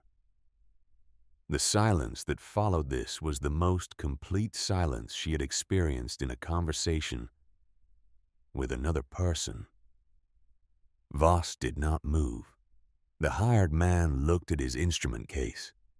The wind moved across Devil's Acre above them all, indifferent and cold. Voss's face changed. It was subtle, the controlled face of a man with long practice at controlled faces. But she saw it. The slight contraction around the eyes. The adjustment of the jaw. The look of a person who has just had a private calculation exposed. Whatever my handling of that correspondence may have been, he said carefully, the legal situation regarding this property is uncomplicated, she said. I own it. You sold it to me. The transaction is recorded at the county. If you have concerns about the commercial applications of the geothermal activity on my land, I suggest you consider what it would cost to pursue those concerns through a process that begins with the legal fact of my ownership. She paused. And what it would cost you if the circumstances of that letter's handling were made part of that process. It was the longest speech she had made in a single exchange since coming to Coldwater Creek, and she felt the slight unsteadiness of someone who has committed their full weight to a step that must hold. It held. Voss looked at her for a long moment. The hired man was examining the middle distance with the practiced neutrality of someone who has been in rooms where things happen and knows the value of appearing not to observe them. This conversation, Voss said, is not finished. I expect not, Marin said. Good afternoon, Mayor. She closed the door.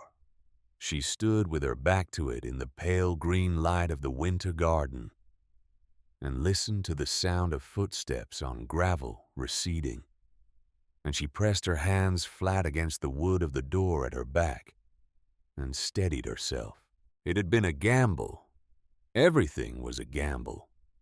But she had seen enough of Voss to understand the specific shape of his calculations, the way his mind weighed exposure against gain, and she was now an exposure of a kind he had not anticipated when he sold her this land. She did not know what he would do next.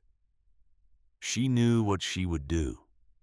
She would grow her garden, and she would document everything, and she would be present and in possession of her property on the day that anything further developed. Grady came 4 days later.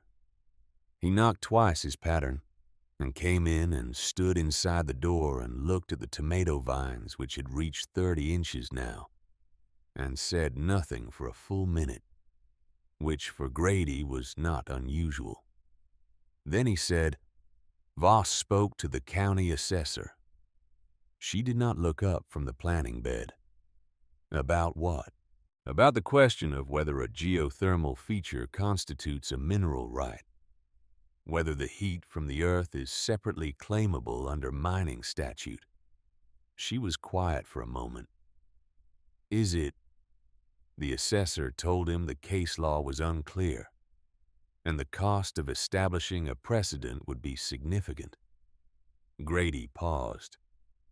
The assessor told this to Emmett Porter at the hardware store, who told his wife, who has a voice that carries.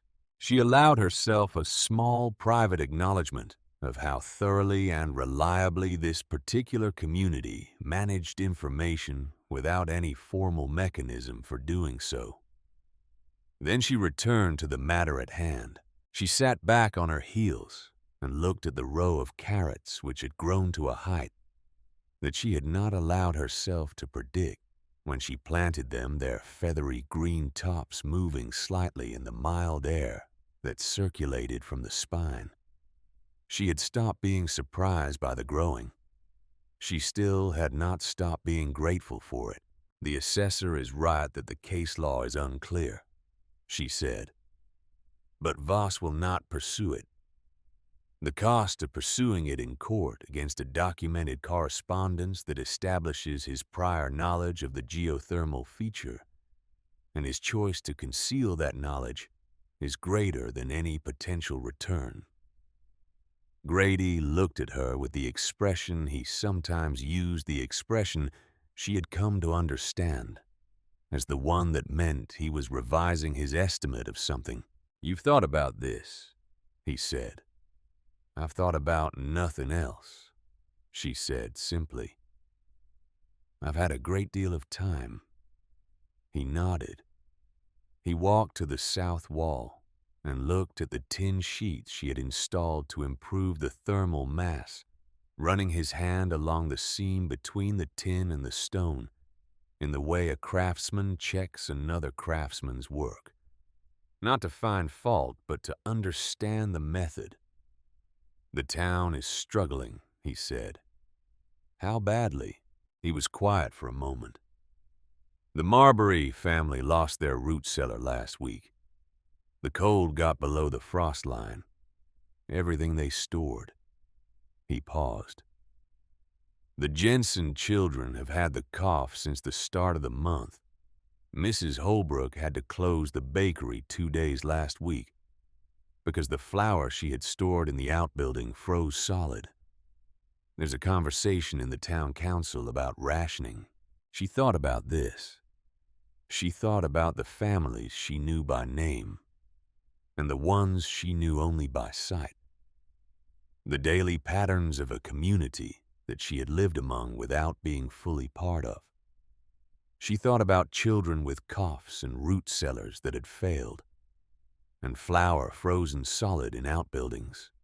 "What is Voss doing?" she said. "Managing," Grady said with a precision of tone that communicated his assessment of the managing without requiring additional words. "He is telling people the situation is within normal parameters. He is assuring the council that the communal storehouse will cover the deficit. He is presenting the face of a man with authority over the circumstances. And the communal storehouse." Grady looked at her steadily. "I was asked to repair a section of the east wall 3 months ago. I looked at it and told him the whole north section needed reinforcing, that the foundation stones had moved and the weight distribution was wrong. He told me to do the east wall." He paused. "I did the east wall." She held his gaze. "If the north section fails," she said. "Under significant snow load," he said, "the north section will fail." She turned back to the planting bed. She smoothed a section of dark soil with her hand, feeling its moisture, its temperature, the particular living quality that soil has when it is doing its work correctly. She thought about what was in the ground beneath her hands, the carrot roots developing in the dark, the tomato plant's root system spreading through the rich, deep earth, the winter greens putting out new leaves in their steady, patient, biological certainty.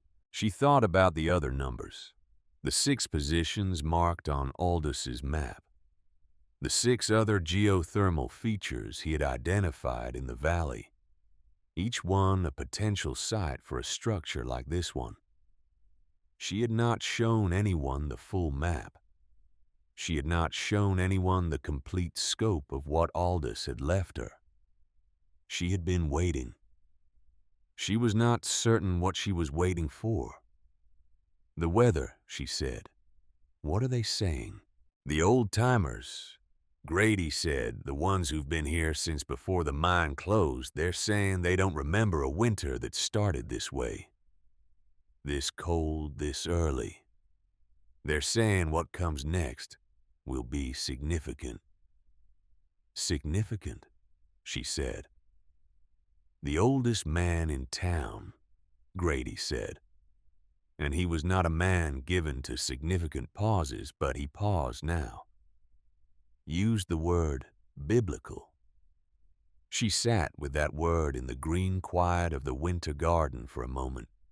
December deepened.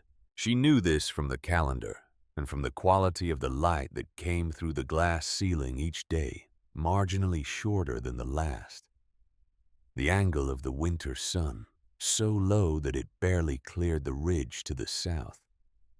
The illumination inside the garden, a thin and precious commodity that she directed to the growing beds with a set of small reflective surfaces fashioned from salvaged tin, positioned and repositioned. As the sun's angle changed, coaxing every photon to the places where it would do the most good, the plants grew regardless. The tomatoes grew fastest, the vines climbing their trellis in a reaching, determined arc that seemed to express something about the nature of growing things when they find the conditions. They need a quality of acceleration of energy released from potential into actual.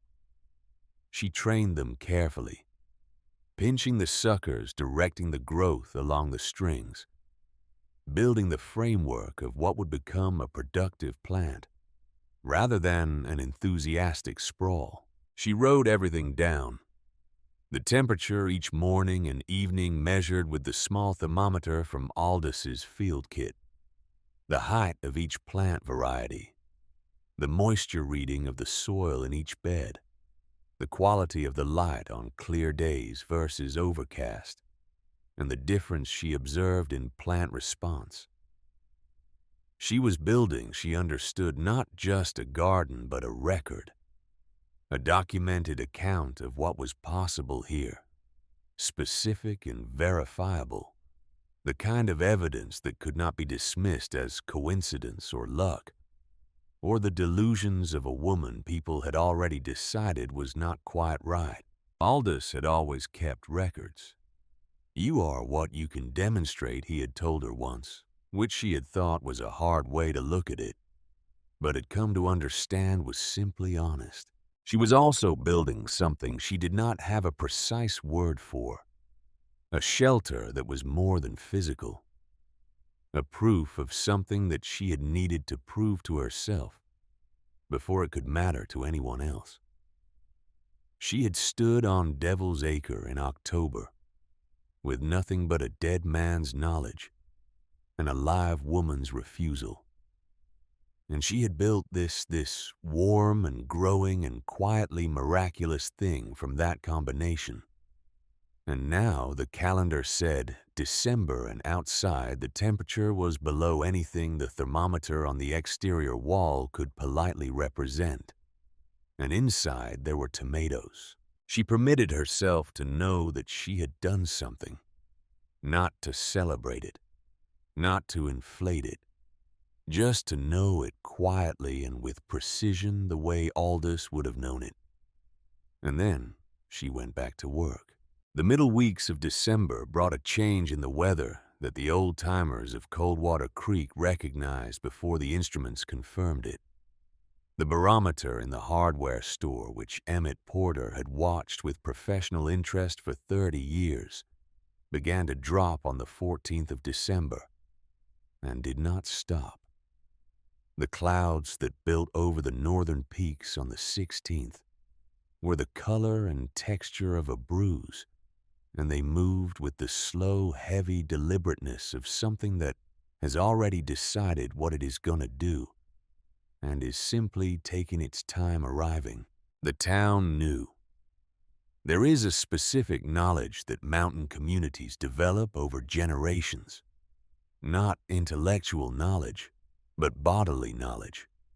The kind that lives in the joints and the gut, that tells you, before any instrument does, when the weather has shifted from ordinary to something else entirely.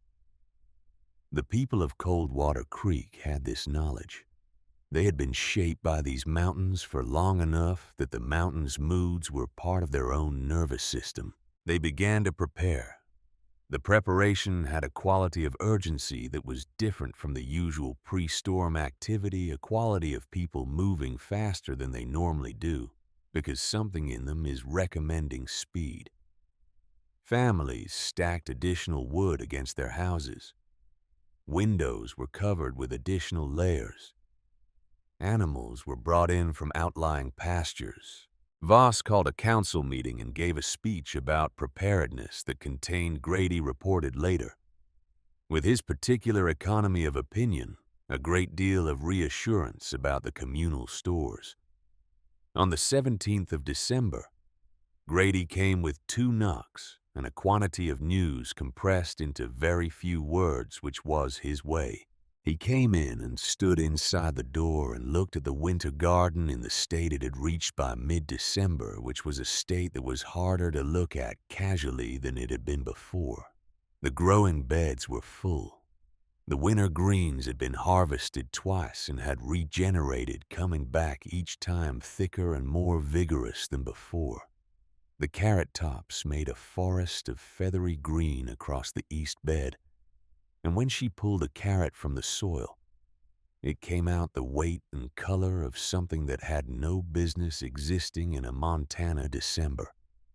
The tomato vines had reached the ceiling, and she had trained them sideways along the rafters, and 3 clusters of small green tomatoes had set and were developing with a slowness that felt almost deliberate, as though they understood the significance of being tomatoes in December and were choosing to mark the occasion with appropriate gravity. The smell inside the winter garden was the smell of growth, humid and rich and alive, the smell of soil doing its ancient work. It was a smell that was so foreign to the season and the location that the first time Grady had encountered it, he had stood just inside the door for a long moment, without speaking, simply processing the sensory information that his body knew how to interpret, even when his mind found it improbable. He stood just inside the door now and looked at it. All the greens, the carrots, the tomatoes in his face did the thing it very occasionally did, which was to release briefly some of the control that he maintained over it with such consistency. The release lasted perhaps 2 seconds. Then it was over. He walked to the overturned crate and sat down. "The storm," he said, "coming tomorrow or the next day. What the old men are saying is that this is the worst built one they have seen in 40 years, meaning the way it is constructed up north, the layers, the pressure system. Not built for speed, built for duration." She was on her knees in the west bed, checking the root structure of a lettuce plant that had developed a slight yellowing at the leaf edges, which she suspected was a calcium deficiency, addressable with a small quantity of the wood ash she kept in a bucket by the cook stove. She did not look up immediately. "How long?" she said. "They don't know. Nothing this size moves on a predictable schedule." He paused. "Could be days." She worked the ash gently into the soil around the lettuce's base. She thought about her stores. She had enough food to last 3 weeks without harvesting the beds. She had enough fuel for the cook stove for 2. She had water stored in the 5 ceramic jugs she had accumulated through careful effort. She thought about the communal storehouse's north wall. The town, she said. Grady was quiet for a moment. Is not prepared for days, he said. She sat back on her heels and looked at the growing beds. The quantity of food that was in them. The green abundance of a thing that she had built for herself. And that was now she understood in a fully completed way. She had perhaps been approaching for some time. Not only for herself. She had known this was coming. She had known it in the way you know things that you are not quite ready to look at directly in the peripheral vision of the mind present, but unexamined. The winter garden had always been more than survival. It had always been the shape of a different relationship between this community and the season that defined it. But she had not let herself think ahead to the particular form that difference might take, or the specific weight of responsibility it would carry. She stood up and crossed to the small shelf where she kept Aldous' field notebooks, and she took down the one she wanted, the last of the geological survey notebooks, the one that contained at the back behind the pages of field observations and soil analyses the maps. She opened it to the page she had studied more times than any other page in any book she had ever read. Aldous' hand. The fine, precise line work of a geologist's cartography. The valley of Coldwater Creek rendered in topographic notation. The elevation lines and drainage features and geological formations marked with the particular care of a man who believes that the earth rewards careful attention with its secrets. And the marks. The 6 marks, each with a small notation depth of fissure, estimated temperature differential surface features, optimal structure orientation. 6 sites, 6 places in this valley where the earth was breathing its warmth upward, where someone with the knowledge and the will could build what she had built, and grow what she had grown, and change the calculation of what winter meant in this place. She had been waiting, she understood now, for the winter to make the argument that she could not make herself. She had understood from the first moment she read the complete notes that what Aldous had left her was not just the means of her survival. It was the means of this community's transformation.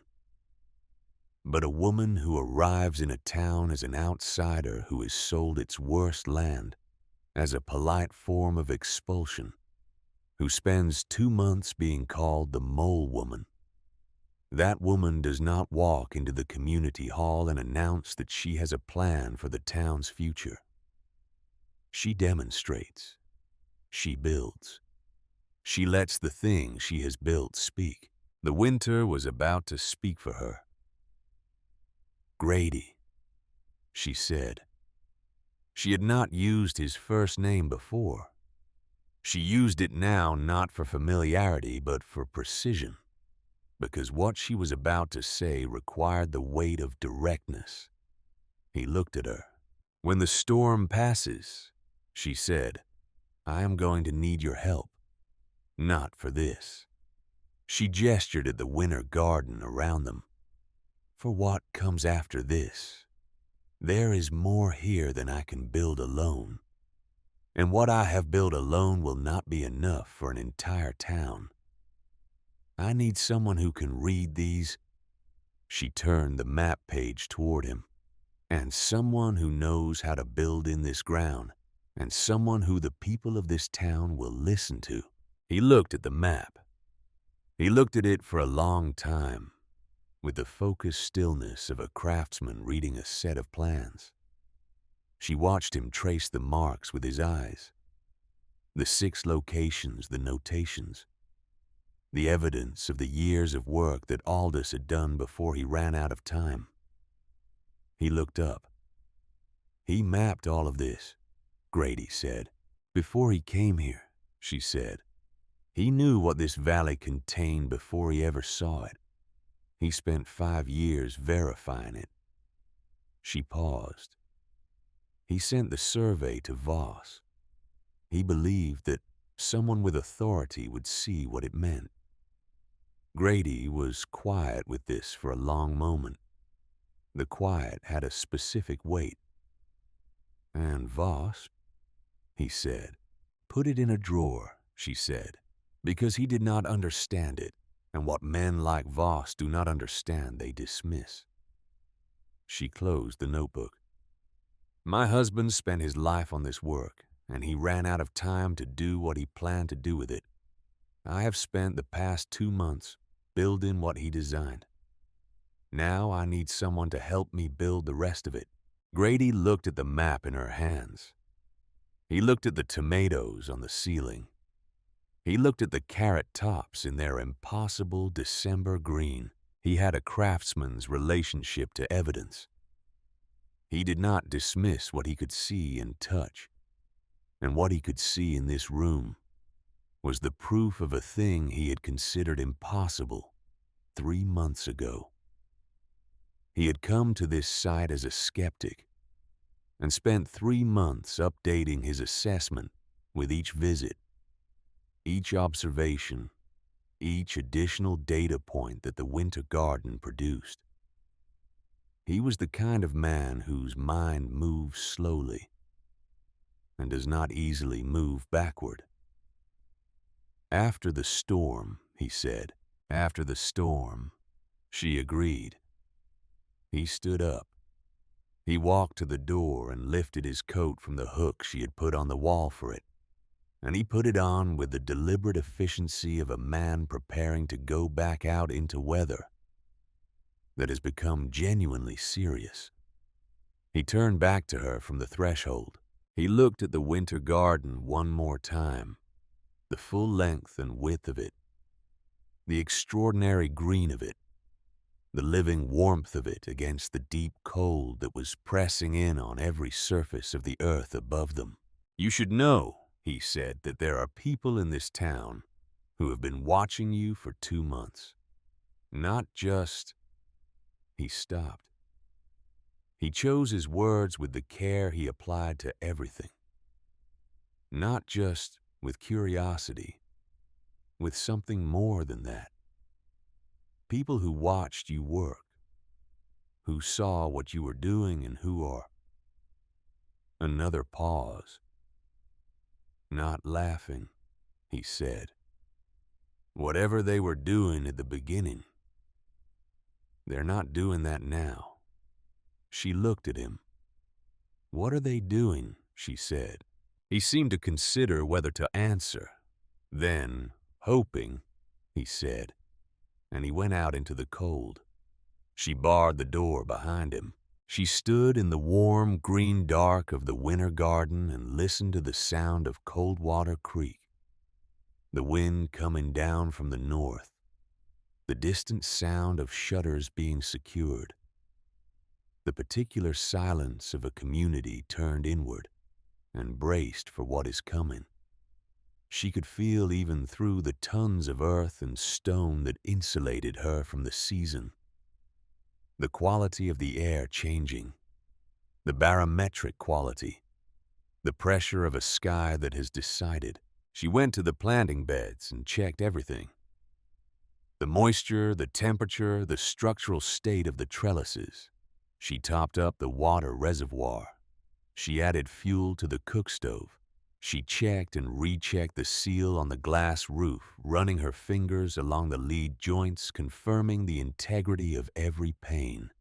She opened the final pages of the composition book to a fresh page and wrote the date at the top, December 17th, 1893. Then she began to write.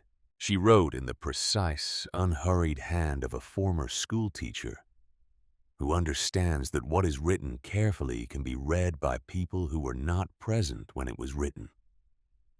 She described the winter garden in full its dimensions, its construction method, its geothermal mechanism, the temperature differential she had documented over 6 weeks, the growth data from the planting beds, the harvests, the seed varieties, their performance. She described the spine and what Aldous' survey had established about it. She described the 6 additional sites. She wrote for 3 hours. The candles burned. Outside, the wind was doing something different from what it had been doing. The difference was in the pitch of it, the pressure of it against the door, the new quality of intent. She wrote until she had written everything that needed to be written, and then she set down the pen and closed the book. She lay down on her cot in the pale light of the one remaining candle. She had done now everything that could be done. The garden was growing. The record was written. The knowledge was documented, and the structure was sound, and the earth was warm. What came next would come regardless of what she did or did not do tonight. The storm would arrive when it arrived. The town would face what it faced. She thought about Aldous, about the particular cast of mind that could look at a gray and wind-scoured valley in Montana and see not what it was, but what it could be. About the way he had looked at this land when they first arrived standing at the edge of Coldwater Creek in the summer of 1888, with the mountains at his back and the valley spread out before him, and had said quietly in the voice he used when he was certain of something, "There is something here." There had been. There still was. Outside the door in the deep dark of the December night, the first serious snow began to fall. She could not see it, and she could barely hear it. The new snow made its own silence as it came down, layering itself onto the frozen ground, covering the road, covering the fields, covering the rooftops of Coldwater Creek, covering the small stone mound of the winter garden, so that from the outside it became indistinguishable from the landscape around it. Just one more white curve in a white world. But inside the door in the dark below the snow, the spine breathed, steady and mild and patient, as it had been breathing for centuries before she arrived, and would breathe for centuries after. She closed her eyes. The storm arrived in the night as the worst things do. It did not announce itself gradually. There was no polite escalation, no diplomatic series of warnings that would have allowed the people of Coldwater Creek to prepare a little more, to move one more sack of flour, to stack one more cord of wood. The ice wolf, that was what the oldest residents called it later when they had language for it again, when the capacity for language had returned, came down from the northern peaks with the totality of a verdict. It did not build. It arrived. Maren felt it before she heard it. She was asleep on her cot. The candle long burned down the winter garden, dark and warm and alive around her, when something in the pressure of the air changed enough to move through her sleep and bring her to the surface of consciousness without fully waking her. She lay still for a moment in the dark, listening. The spine was still breathing. She could feel it. The slight movement of warmer air across the floor. The subtle circulation that the geothermal current created in the enclosed space, a barely perceptible drift. That she had learned to feel the way you learn to feel your own heartbeat. That was constant. That was unchanged.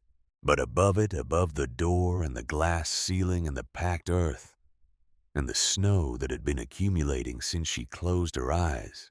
There was a sound she had not heard before. Not the wind she knew, the persistent, cutting wind of Devil's Acre that had been her constant companion since October. The wind she had learned the moods and registers of the way you learn the moods of a difficult neighbor. This was something else. This was the wind doing something categorical, something that communicated even through tons of earth and stone, and the insulation of the winter garden's construction, that it had stepped outside the normal boundaries of wind behavior. She sat up. She lit the candle stub she kept on the floor beside the cot and looked at the thermometer Aldous had given her, the small glass instrument she had moved inside and mounted on the south wall to track interior temperature. It read what it had read every morning for 6 weeks, 41 degrees. Steady as a promise. She looked at the ceiling. The glass panes above her were invisible in the dark, but she could see the faint blue-white quality of the snow that had accumulated on them. The particular light that snow generates when there is any ambient illumination at all, even the dimmest.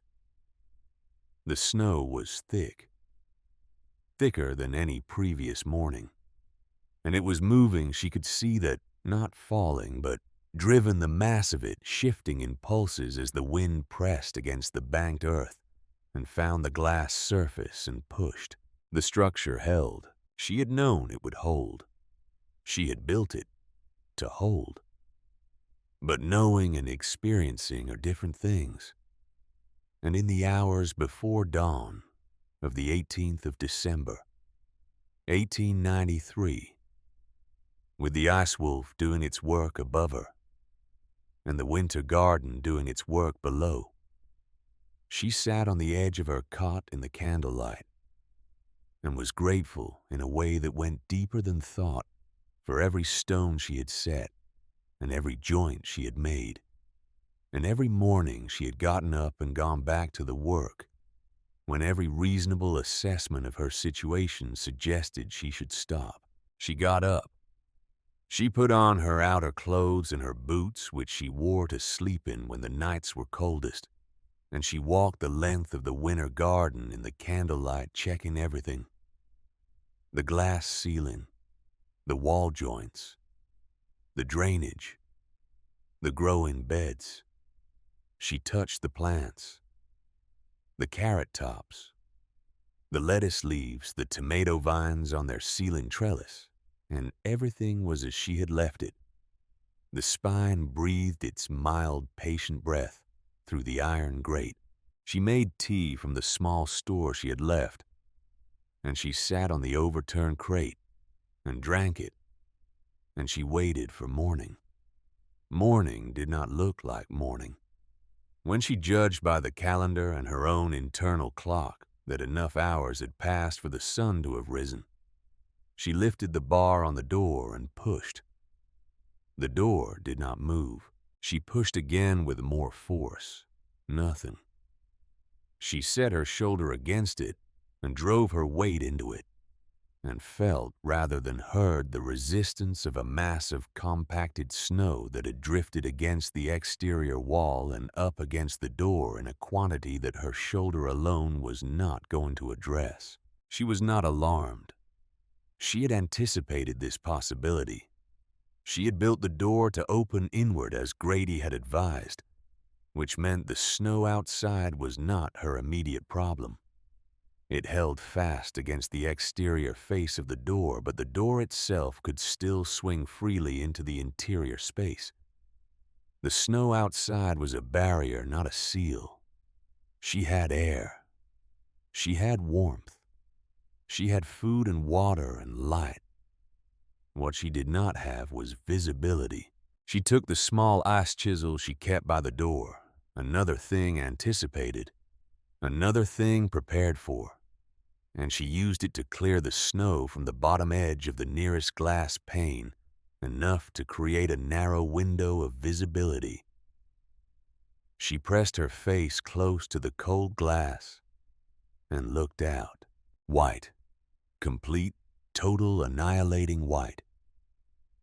The world above her was not a world that contained individual things anymore. Not trees or roads or buildings or the outlines of the mountains. It was white resolved into white snow in the air, and snow on the ground, and the boundary between them impossible to locate. The wind she could not see, but could read in the way the surface snow moved, not drifting, not blowing, but driving horizontal and constant, with a force that had weight behind it. She stepped back from the glass. She thought about Coldwater Creek, about the houses on the main road, and the communal storehouse, and the root cellars that had already been struggling before this began. She thought about what Grady had said.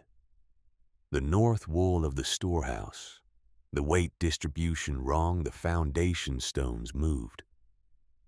She thought about the Marbury family's failed root cellar, and the Jensen children's cough, and the flour frozen solid in Mrs. Holbrook's outbuilding.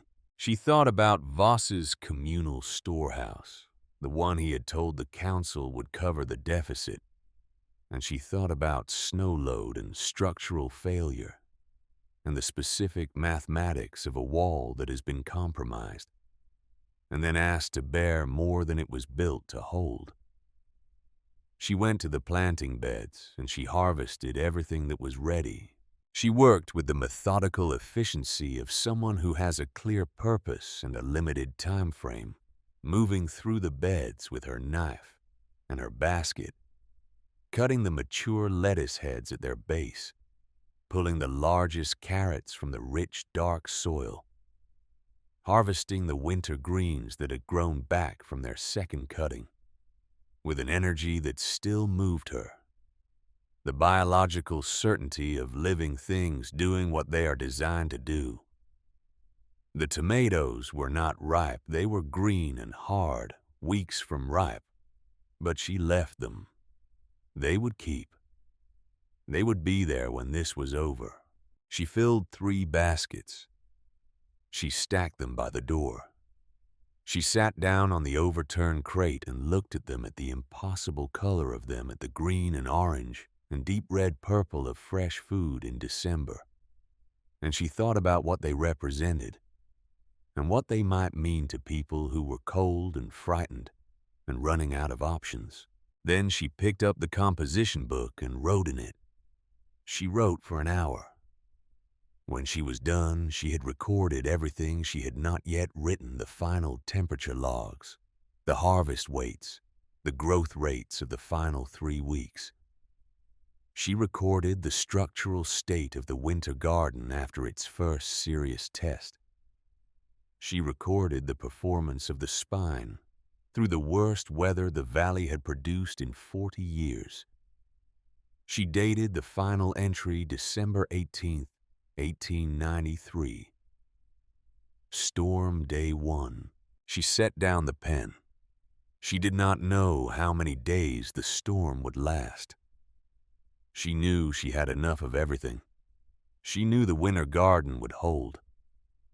What she did not know, could not know from inside her buried room with its feet of snow and its inward opening door, was what was happening to the 340 people of Coldwater Creek in the world above her. So she waited.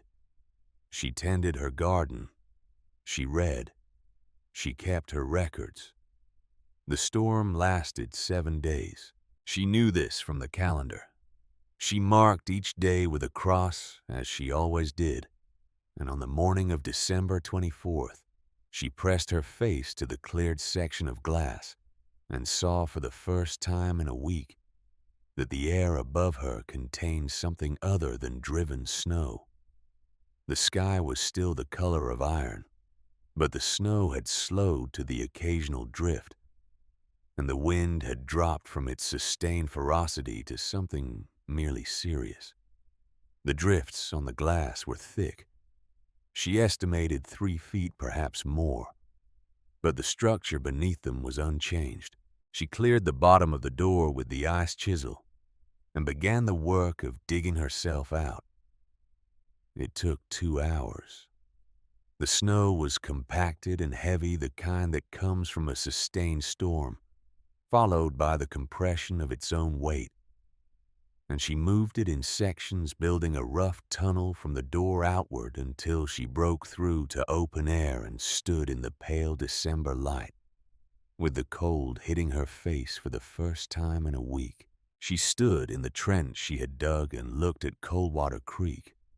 Or rather, she looked at the place where Coldwater Creek had been.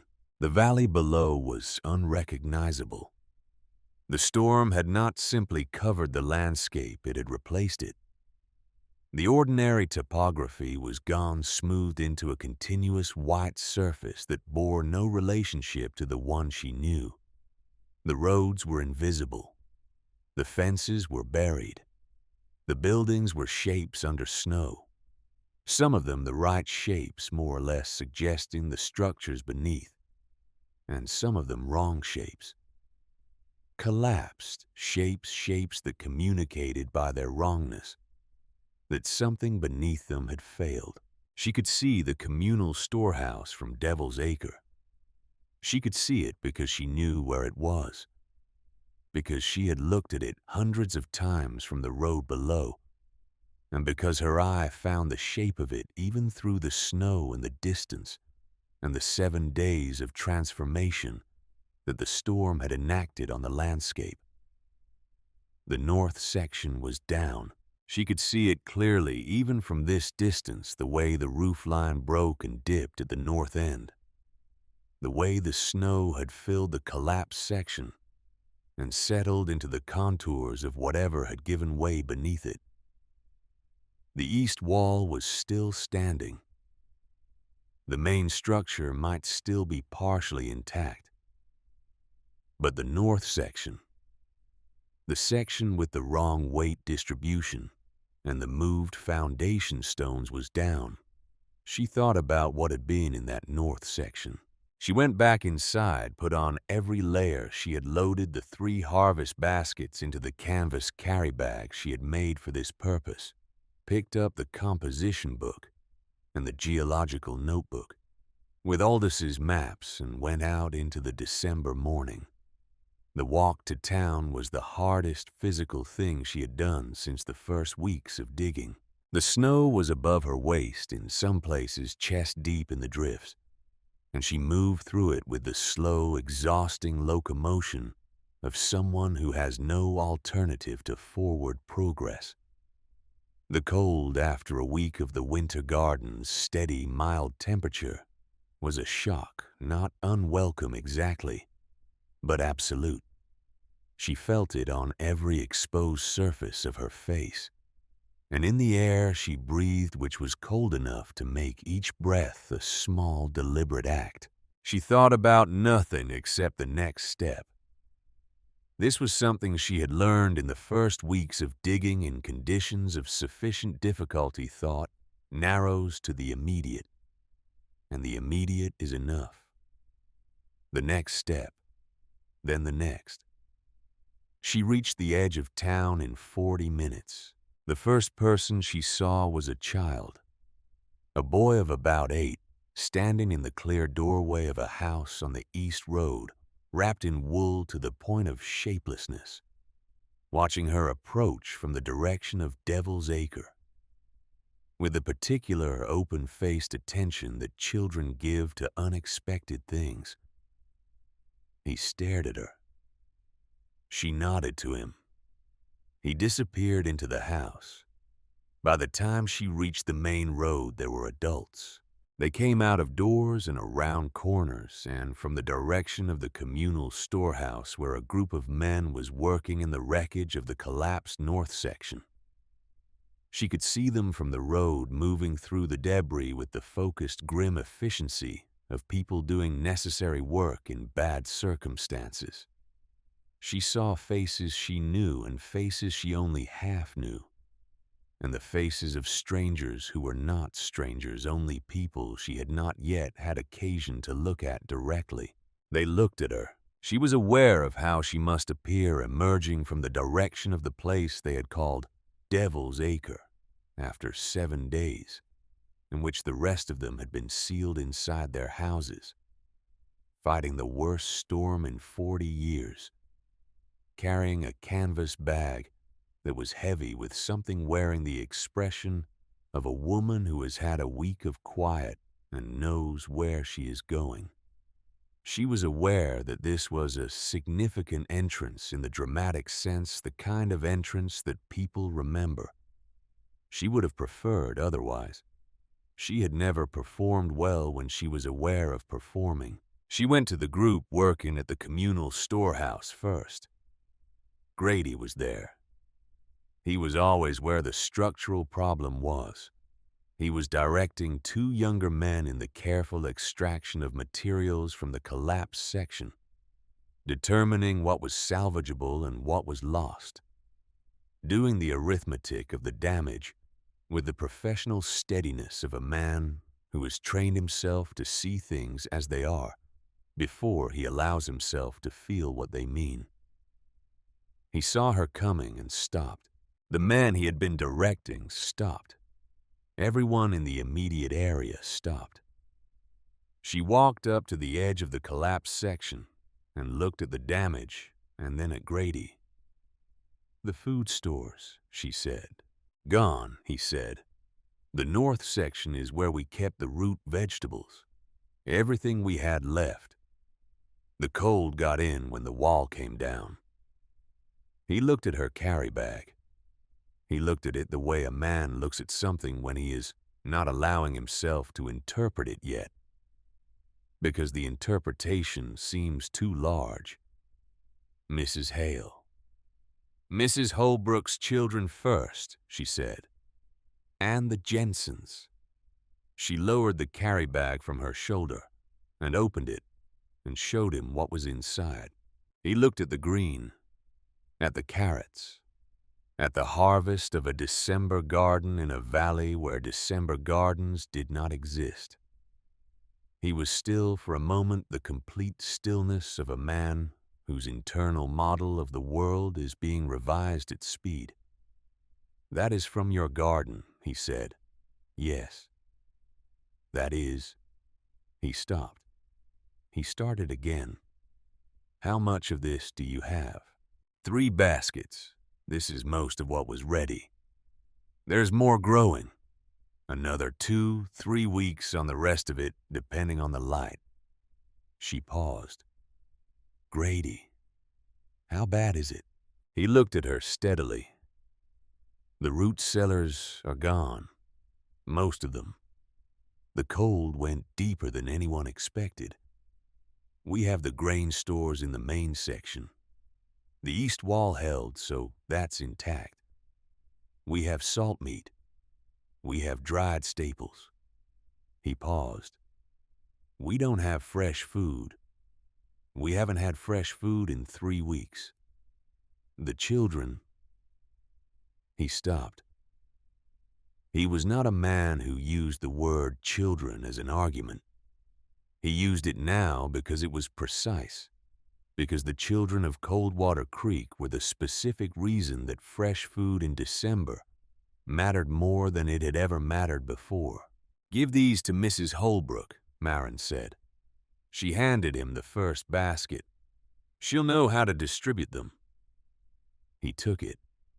He held it in both hands and looked at what was in it.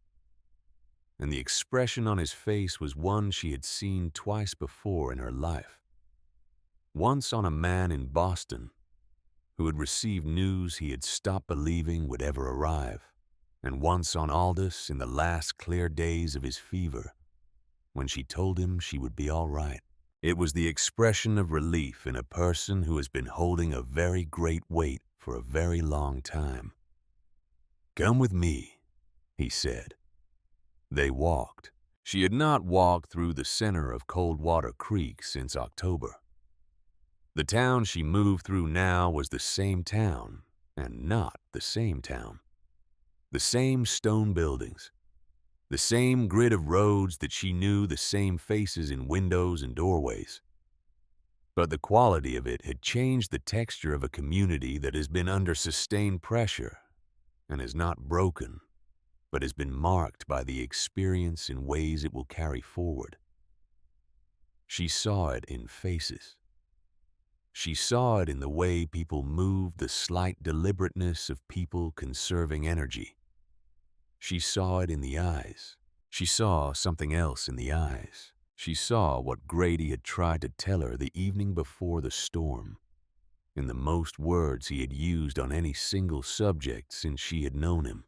She saw the people of Coldwater Creek looking at her and not looking at her the way they had looked at her in October, when she was the widow who had bought the worthless land, when she was the problem moved to the periphery, when she was the mole woman who was digging her own grave in everyone's quietly satisfied estimation. They were looking at her differently now. She did not fully understand what she was seeing until a woman she knew, only by sight, a tall woman with a direct manner who lived in the White House on the 3rd Road, came out of her door and said, without preamble or explanation, "I watched you every morning for 6 weeks, from my window, before light, every morning." Marin stopped. "I watched you," the woman said again. Her voice was even. "I didn't believe what you were doing would work. I want you to know. I told my husband you were—" She stopped. "I want you to know I was wrong. And I wanted to say that directly." Marin looked at her for a moment. "Thank you," she said, and meant it fully. They kept walking. Fletcher Voss found her before she found him. She heard his voice before she saw him. The voice he used in public. The managed voice, though, something in it had changed. Something in it had been stripped away by the past week. Some layer of the performance removed by circumstances that a performance cannot outlast. He came around the corner of the hardware store with 2 men of the council behind him and stopped when he saw her. He was thinner than she remembered. Or it was the cold, or it was 7 days of a crisis he had not been equipped to manage. His coat was good, but it had the look of a coat that had been worn continuously for days. And his face had the look of a face that had not slept well in longer than that. He looked at the basket she still carried. He looked at the green inside it. "Mrs. Hale," he said. The councilman behind him looked at the basket. They looked at her. She could see them doing the arithmetic the same way Grady had done it, the same revision, the same recalibration. "Mayor Voss," she said. He was quiet for a moment. She waited. "How?" he said.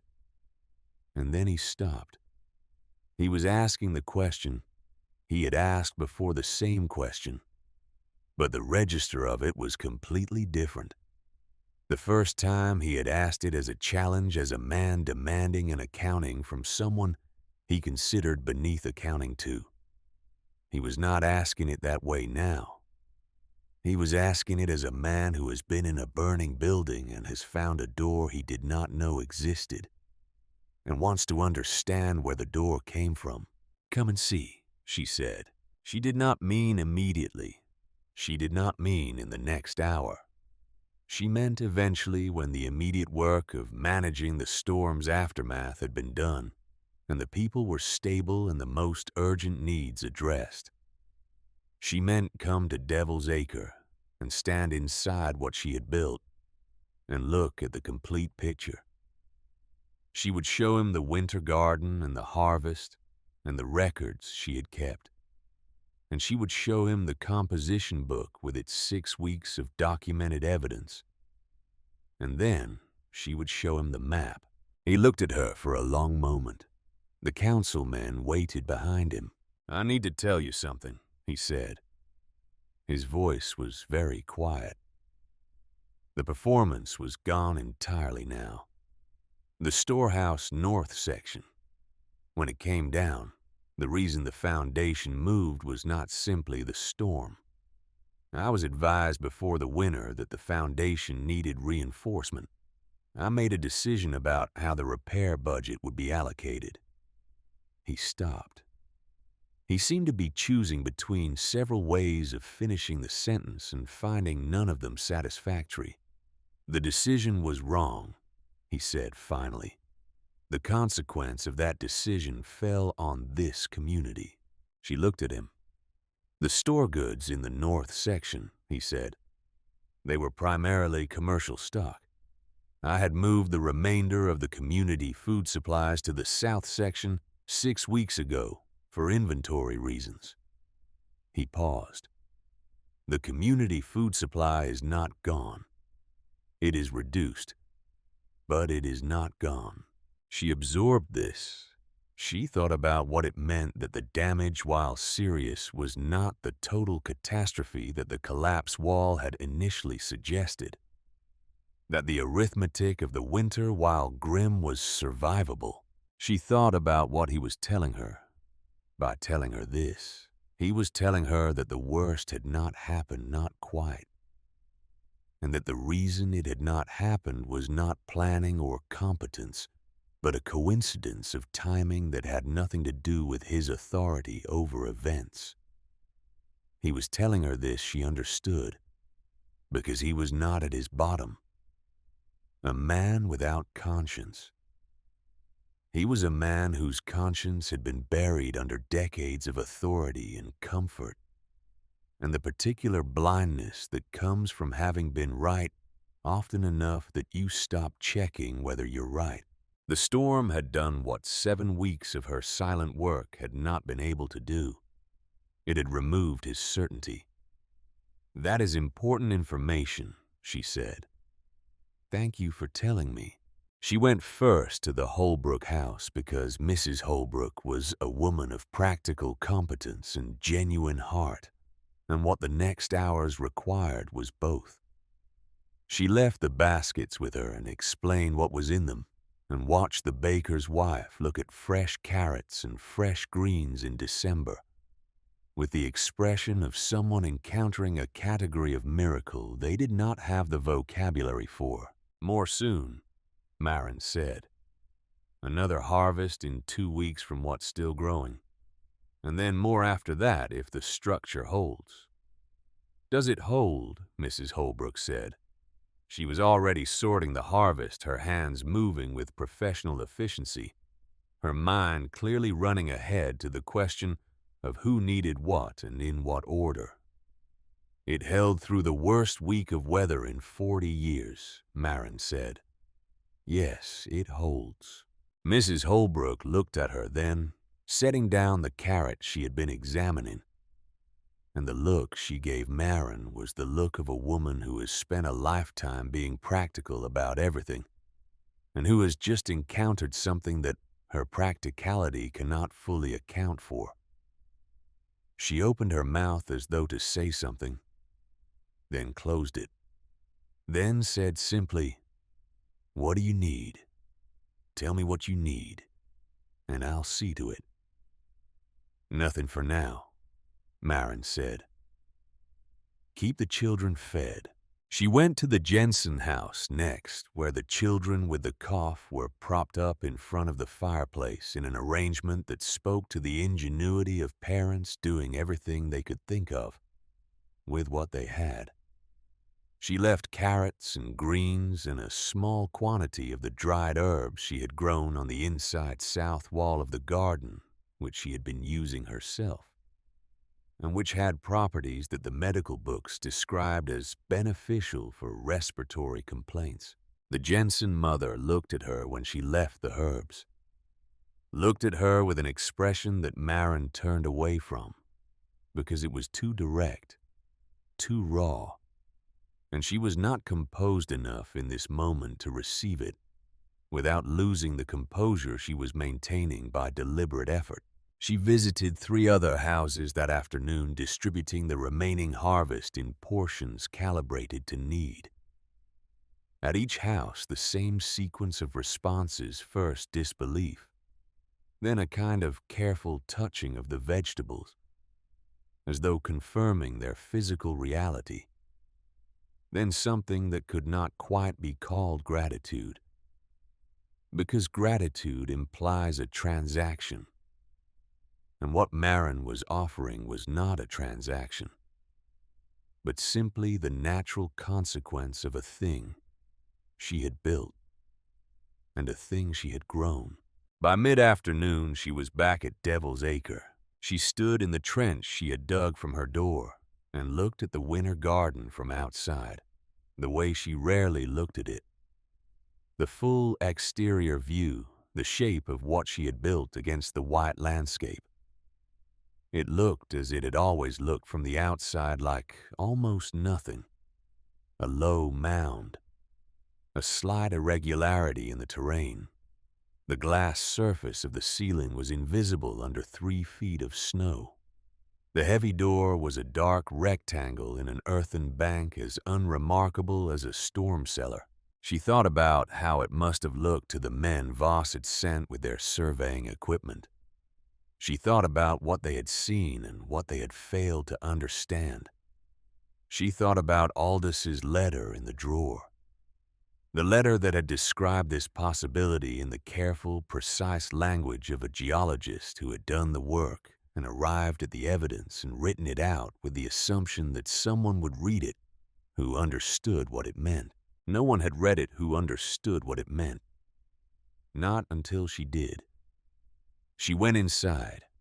She checked the garden, the temperature, the plants, the spine's steady exhalation, and everything was as she had left it. She harvested the small amount that had matured in the day she had been gone. She sat on the overturned crate and ate a carrot and a handful of lettuce leaves, which tasted exactly as they always tasted, like something impossible. 2 days later, Grady came. He knocked twice, as always. He came in, as always, and stood inside the door. But this time, he was not alone. He brought 3 men Marin knew by sight from the town. Men who worked with their hands. Men who had the kind of faces that Coldwater Creek produced, weathered and careful, and accustomed to the relationship between effort and outcome. He introduced them by name: Peterson, who was a mason; Aldridge, who had been a miner before the mine closed and knew the earth from the inside; a younger man named Rook, barely 20, who had the hands of someone who had been working since childhood. They came in and stood in the winter garden and were silent. Peterson walked the full perimeter of the room very slowly, running his hand along the fitted stone walls, bending to examine the foundation course, looking up at the timber frame of the roof with the focused attention of a man reading a text in his own language. Aldridge went directly to the iron grate over the spine and crouched down and held his hand above it for a long time, feeling the rising air with the practiced sensitivity of a man who spent years underground and learned to read what was in the earth by what it offered up. Rook stood in the center of the planting beds and turned slowly, looking at the green from every angle, his expression the one that very young people have when they encounter something that revises what they thought was possible. Nobody spoke for a long time. The silence was not uncomfortable. It was the silence of people absorbing something that requires absorption. Not a fact to be processed quickly, but an experience to be integrated slowly. The way the eye adjusts to a new quality of light. Then Peterson stood up from examining the foundation course and looked at Marin with the direct, undecorated gaze of a craftsman. "How deep is the fissure?" he said. "My husband's estimate was 200 feet minimum, possibly more." he never found the bottom. And the temperature differential. 18 to 22 degrees above ambient, consistent across all weather conditions. I have 6 weeks of records. He nodded, the nod of a man confirming what he has already assessed. This wall construction, he said, dry laid. Yes. Who taught you the binder course placement? A Scottish book, she said, and Grady corrected my first attempt. Peterson looked at Grady. Grady looked at the tomato vines, which were what he usually looked at when he did not want to confirm that something he had done had worked. I want to see the map, Peterson said. She took the geological notebook from the shelf and opened it to the relevant pages. She laid it on the flat stone surface she used as a work table and stood back, and the 3 men crowded around it with the intensity of men who have been looking for something and have just been shown where to find it. Aldridge pointed at the mark nearest the east ridge. This one, he said. I know this ground. I worked a test shaft up there in '89. The rock type is right. The same layering. He traced the elevation lines with a calloused finger. You could get down to a fissure in, he was calculating, 30 feet, maybe less.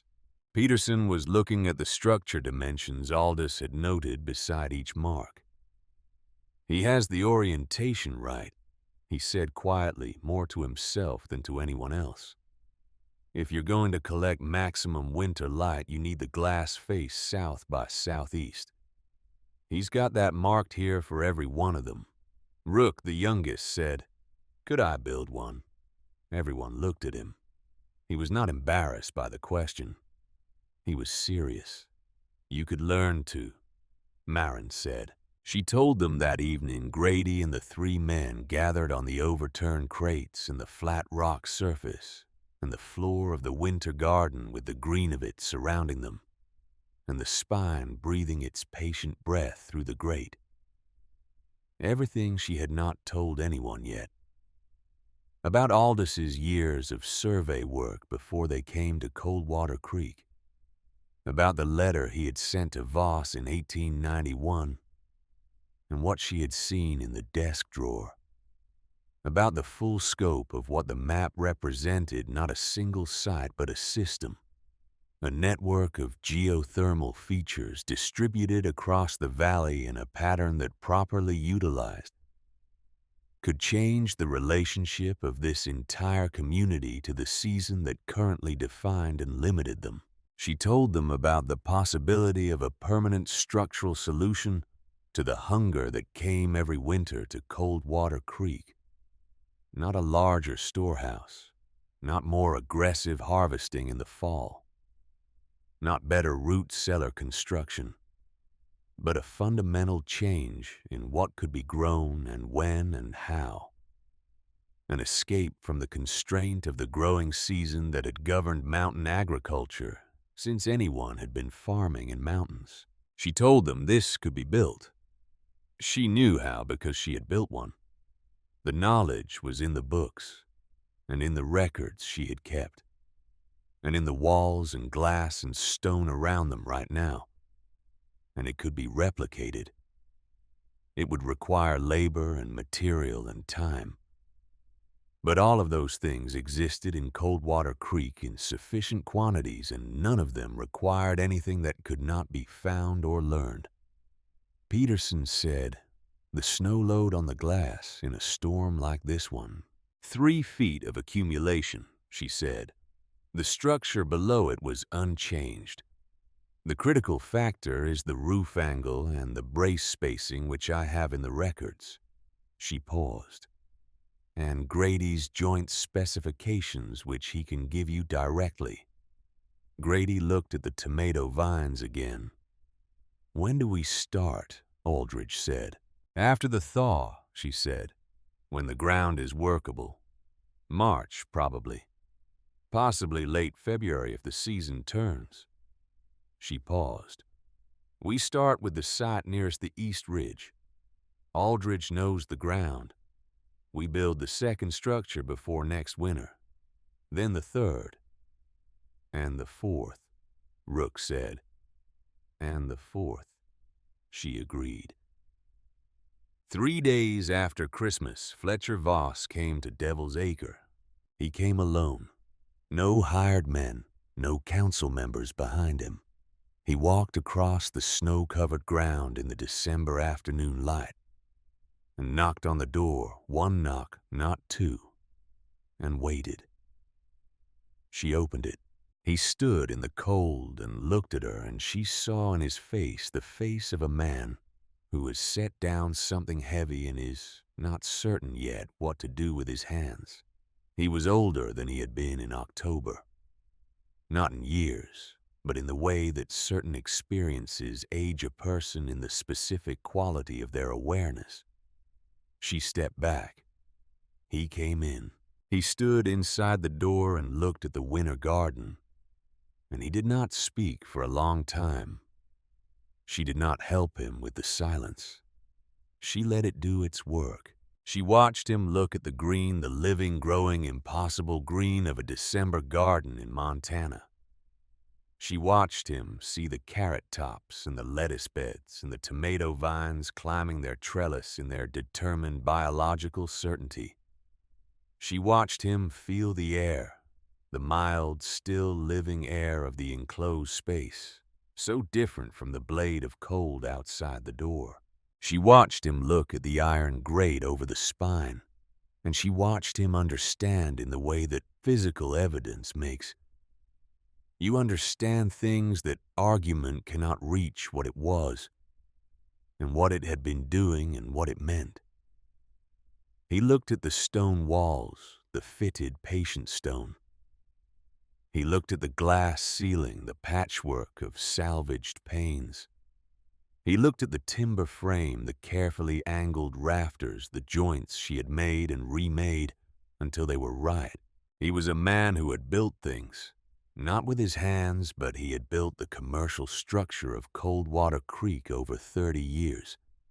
And he knew something about construction, about what effort and what knowledge a built thing contains. And he was reading what this one contained. Then he looked at her.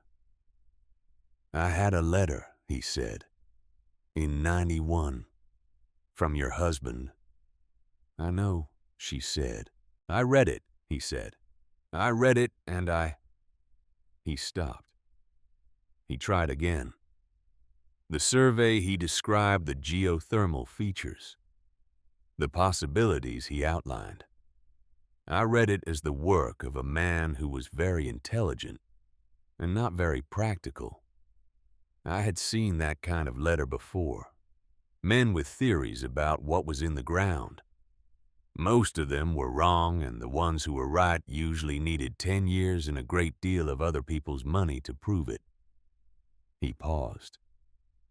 I filed it. She waited. I was wrong, he said. The words were direct and unqualified, and clearly cost him something. I was wrong about the letter, and I was wrong about this land, and I was wrong about you.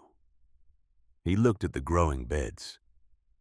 I want to know what I can do for the town, given what you have here, what you know. She looked at him for a long moment. She thought about what it would feel like to hold this against him. She examined that feeling with honesty, the way Aldous had taught her to examine things she did not fully understand with attention, and without judgment following it to see where it led. She found that it led nowhere useful. It led to a version of herself standing in this garden with her arms crossed, and that was not who she was, and not who she intended to be. "Come back in 2 days," she said. "Bring Peterson and Aldridge. Bring whoever on the council has genuine authority over land use and building permissions. Bring someone who can take minutes of a meeting." She paused. leave the hired surveyor at home. Something that was almost a smile crossed his face. It reached his eyes briefly. "Yes," he said. "All right." He turned to go. At the door, he stopped. "The stone walls," he said. "How long did they take?" 3 weeks, she said, "once I had the proper tools." He nodded. He looked at the walls one more time. "My father was a stonemason," he said, "in Pennsylvania, before we came west."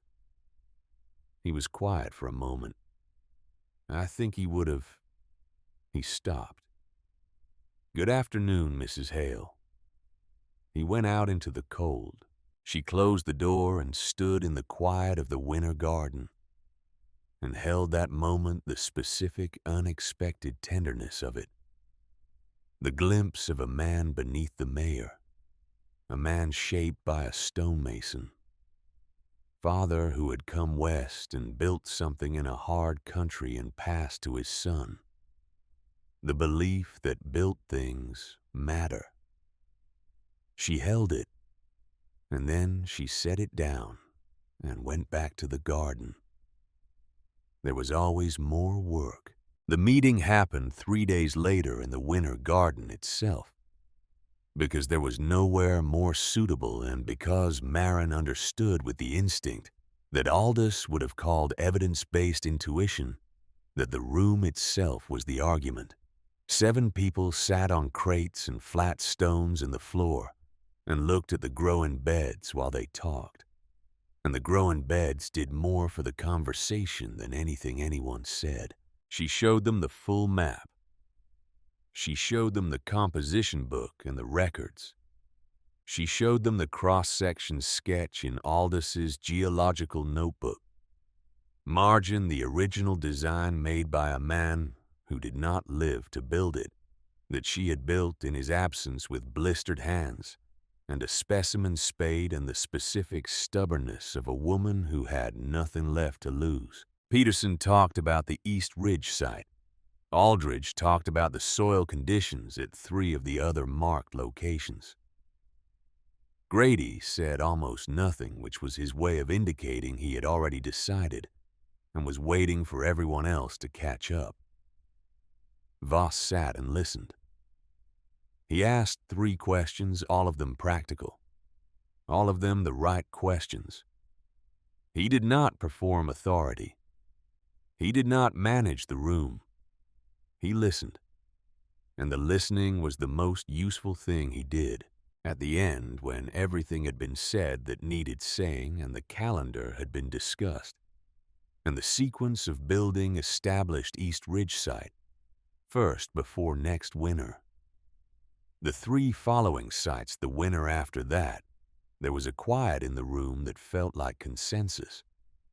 The particular quiet of people who have arrived from different starting points at the same place. Rook, the youngest man in the room, looked around at the winter garden and said, "What do we call it when we've built the others?" Nobody had a ready answer. Marin looked at the iron grate over the spine. She looked at the stone walls her hands had made. She thought about Aldous' voice in the last clear days of his fever, speaking to her about the warmth beneath the surface of the world, the deep and patient and seasonal indifferent heat of the earth itself. "He called it a winter garden," she said. "In his notes. That's what I call it." She paused. "That's what it is." Winter passed. February turned to March, and March turned the ground from iron to clay, and then to something workable. And Peterson and Aldridge and Rook and 7 other men went to the East Ridge site with tools that Grady had made and instructions that Marin had written out in the precise hand of a former school teacher who understands that clear instruction is itself a form of generosity. And they began to dig. She was there every day. Not to manage, she was not a manager, and had no interest in becoming one. but to answer questions and correct errors and confirm when the work produced uncertainty what the right answer was. She walked the site the way Aldous had taught her to walk all sites attentively, without rushing, looking at the whole and then the parts and then the relationship between them.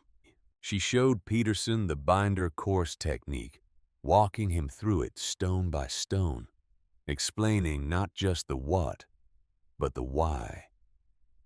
The physics of load distribution. The way a diagonal binder ties two walls into a single structural unit. The way the whole becomes stronger than the sum of its parts, when each element is placed with understanding of its function. Peterson was a quick study. He had been laying stone his whole working life, and what Marin was teaching him was not a new skill, but a new application of skills he already possessed. She showed Aldridge how to read the temperature differential at the new fissure, how to hold his hand above it at different points along its length to find where the upward current was strongest.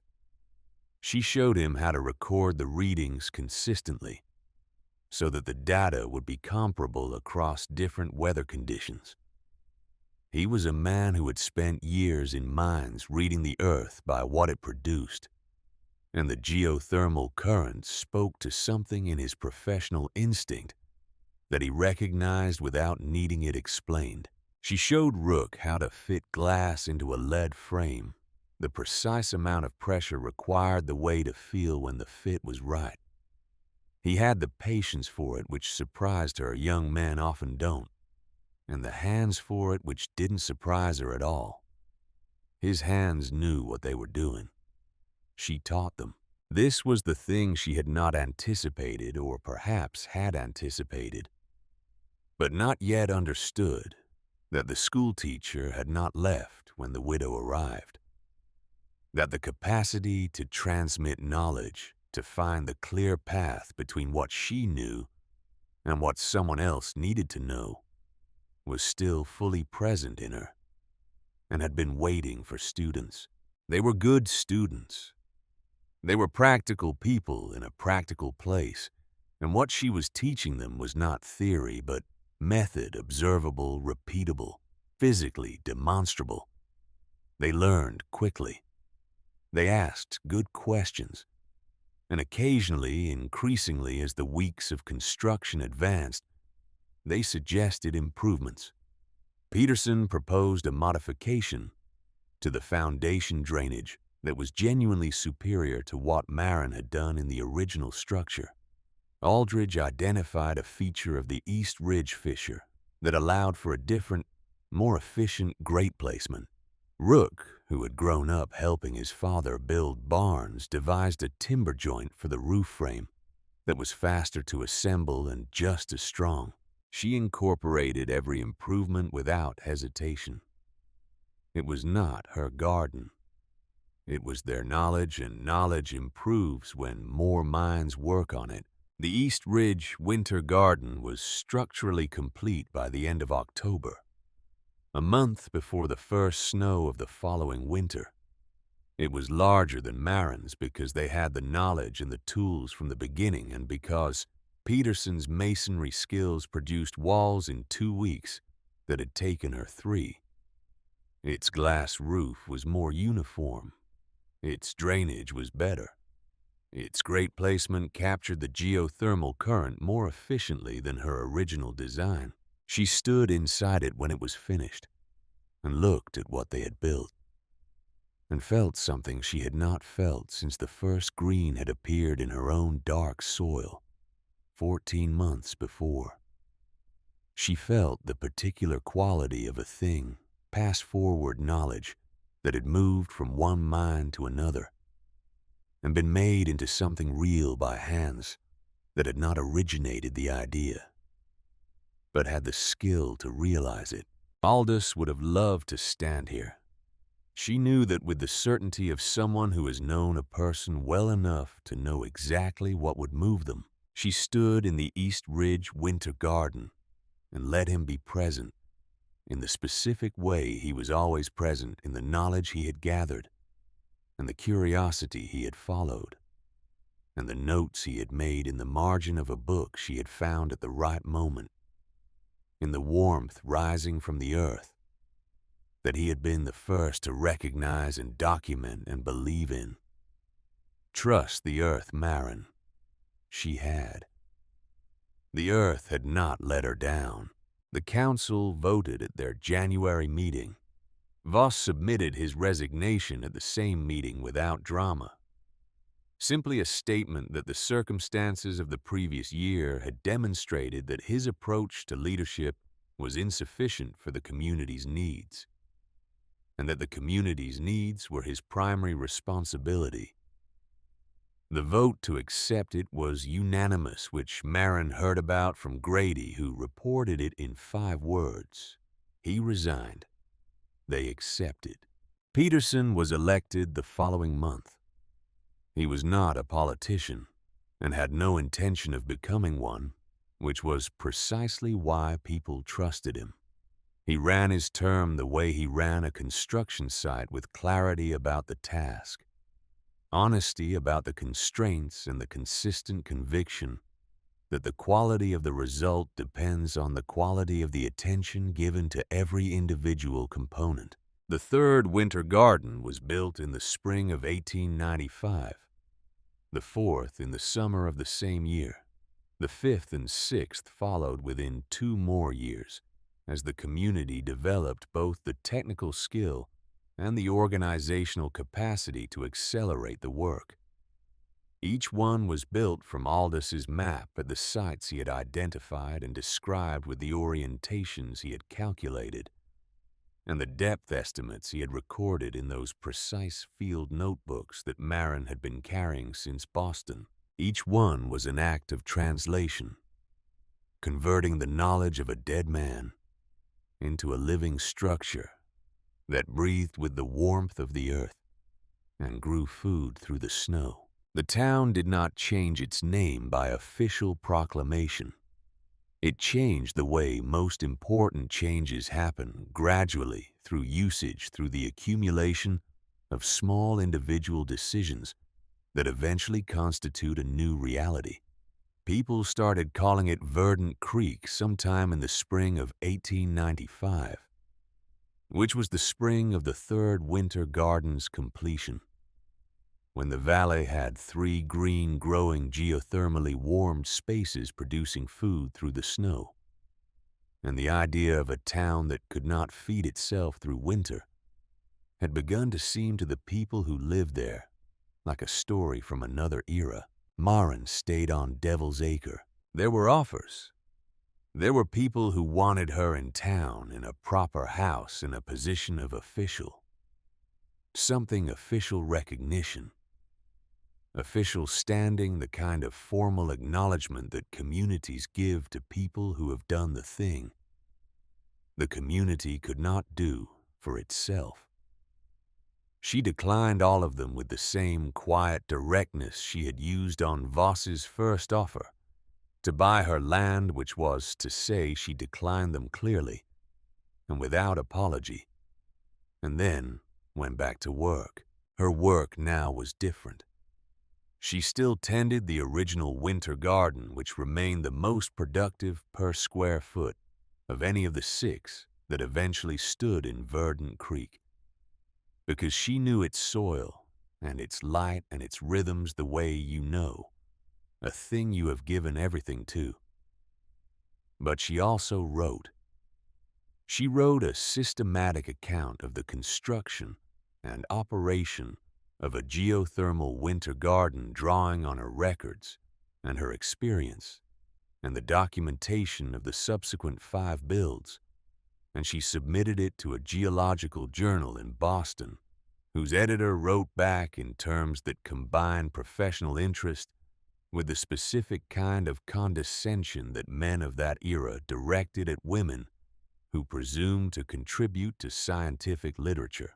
She wrote back in the same register in which she had always communicated difficult truths directly, without performance, with the evidence clearly laid out and the conclusions following from the evidence in a way that was not interested in the editor's comfort level. The article was published the following year. She wrote two more. The third one referenced Aldous' original survey work and gave him full credit for the theoretical foundation, which was what she had always intended.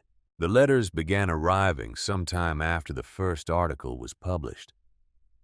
Letters from people in other mountain communities who had read about the winter garden and wanted to know if what she had done could be done where they were.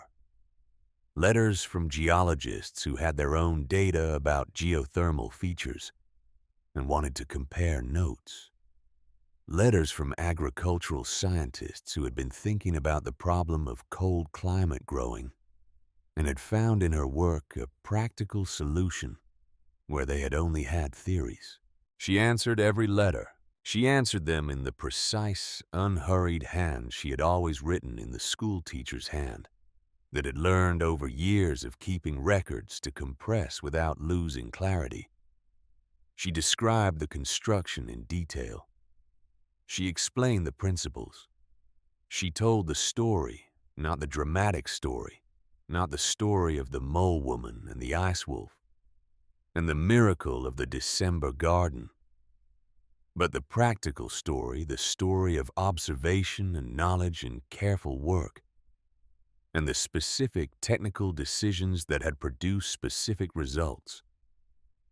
She told people what Aldous had understood, and what she had built, and what it had produced, and what they would need to do the same given their own conditions, their own ground, their own particular quality of geothermal warmth. She kept the geological notebook. She kept it on the shelf in the winter garden where she had first put it. And she added to it not Aldous' writing anymore, but her own, in the compressed and methodical hand she had developed over years of keeping records in the back pages of composition books. She added temperature data and growth records and construction notes and the accounts of the 5 additional builds. She added the letters from other communities in her replies. She added the names of the students who had learned to build winter gardens and the locations of the gardens they had built. The notebook grew thick with additions. She had to have it rebound twice by a bookmaker in the county seat, who asked no questions about the worn original binding and the mix of handwriting within. The second binding was the one that held until the end. Decades passed. The winters of Verdant Creek were still hard.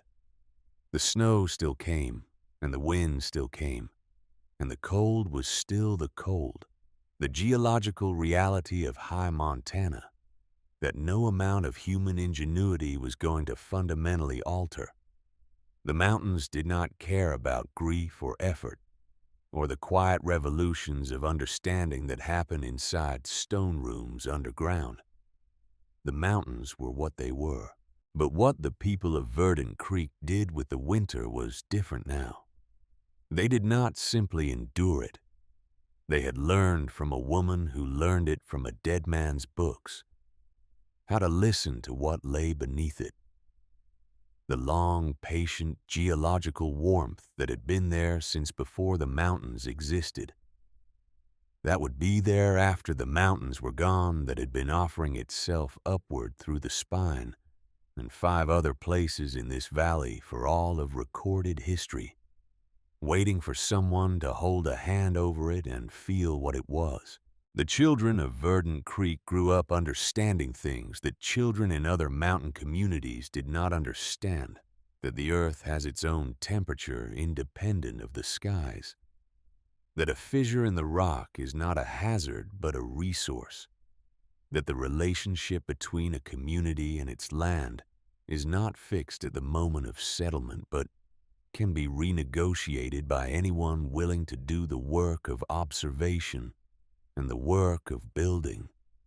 They grew up knowing Marin Hale's name not as legend but as fact, not as a figure of myth but as a person who had done specific things in specific places for specific reasons that could be examined and understood. This she had once told Mrs. Holbrook, was how she wanted to be remembered. Not as someone who had performed a miracle, because she had not performed a miracle. She had applied knowledge to a problem, and built a structure and grown food, and taught people to do the same. The miracle framing, she said, gives the wrong impression. It suggests that what happened was unrepeatable, the product of some quality that cannot be acquired. What actually happened was repeatable. The proof was the 5 other winter gardens standing in the valley. The proof was the letters she continued to answer, describing geothermal winter gardens built in other valleys in other states by other people who had read her articles and followed her methods. Mrs. Holbrook had listened to this patiently, and then said that she understood the distinction Marin was making, but that, from where she stood, having distributed fresh carrots to hungry children on Christmas Eve in 1893, the miracle framing seemed not entirely inaccurate. Marin had allowed this. Some arguments are not worth winning. She kept until the end a habit she had developed in the first winter. The habit of standing once each day at the iron grate over the spine and holding her hand above it and feeling the air that rose from the earth beneath her. It was not a ritual, not in the religious sense. It was a practice. The practice of attention. The practice of remembering that beneath the cold surface of the world, there is a warmth that the seasons cannot reach, that has no opinion about winter, that simply exists and offers itself to anyone willing to be still enough and observant enough to feel it. In the last years of her life, when the winters of her body had become longer and the summers shorter, she sometimes sat beside the spine rather than standing over it, lowering herself to the cold stone floor with the careful deliberateness of someone managing a body that no longer cooperates with ambition. She would sit and hold her hand above the grate and feel the air rising and listen to the low, resonant sound that the spine made when the wind was right, that mournful, deep earth moan that the legends had called the mountain's complaint, but that she had learned to hear differently as something patient rather than something pained. She had been talking to it for a long time in the way that people who work alone in quiet places develop a relationship with the particular qualities of their environment. She had never described this to anyone because there was no accurate way to describe it that did not make it sound like something it wasn't. It was not mystical. It was simply the habit of attention extended to a particular and particularly significant feature of her landscape. The spine had been the foundation of everything. It seemed appropriate to acknowledge it. The earth is warm. He had told her that in the last clear days of his fever. In the voice he used when he was certain of something, the voice she had heard in 100 conversations and 100 silences, and the particular quality of his presence in a room. He had told her, and then he had left her the proof of it in the books, in the notebooks, in the careful field records of a geologist who had read the language written in stone and found written there, in the patient earth of a Montana valley, that no one else had thought worth reading, something worth more than anything above the surface. She had believed him. She had built on what he believed. She had trusted the earth as he had asked her to, and the earth had been exactly as warm as he said it was. She died in the spring. She had arranged this with the particular stubbornness of a woman who had always arranged things on a morning in April, when the snow had fully retreated from the lower elevations, and the first color was returning to the hillsides. Grady had died some years before, as had Peterson and Aldridge. Rook was still alive, an old man now himself, who came when he heard the news, and stood for a long time at the door of the original winter garden, without going in, as if paying a debt that could not be settled by any particular gesture. She was buried in the Coldwater Creek Cemetery on the hillside that faces east beside Aldous in the morning light. The decision about the grave's location had been made years before. She had mentioned it once to nobody in particular, in the way that people mention things they have quietly settled and consider no longer open for discussion. The people of Verdant Creek heard it and remembered it and honored it, because that was the kind of community Verdant Creek had become. One that listened to the things that mattered even when they were said quietly. The morning light reached them both. The east slope, the same slope where Aldous had faced the dawn for 30 years, now held them together in the good, patient earth of the mountain, with the stone above them, carved with their names and the dates of their lives, and the single phrase that Marin had written in a letter once explaining something, and that had been copied out by someone who recognized it as the thing that needed to be said. He read the earth. She built what he found. The winter garden on Devil's Acre kept growing, season after season, tended first by Marin, and then by the people she had taught, and then by the people they taught in turn.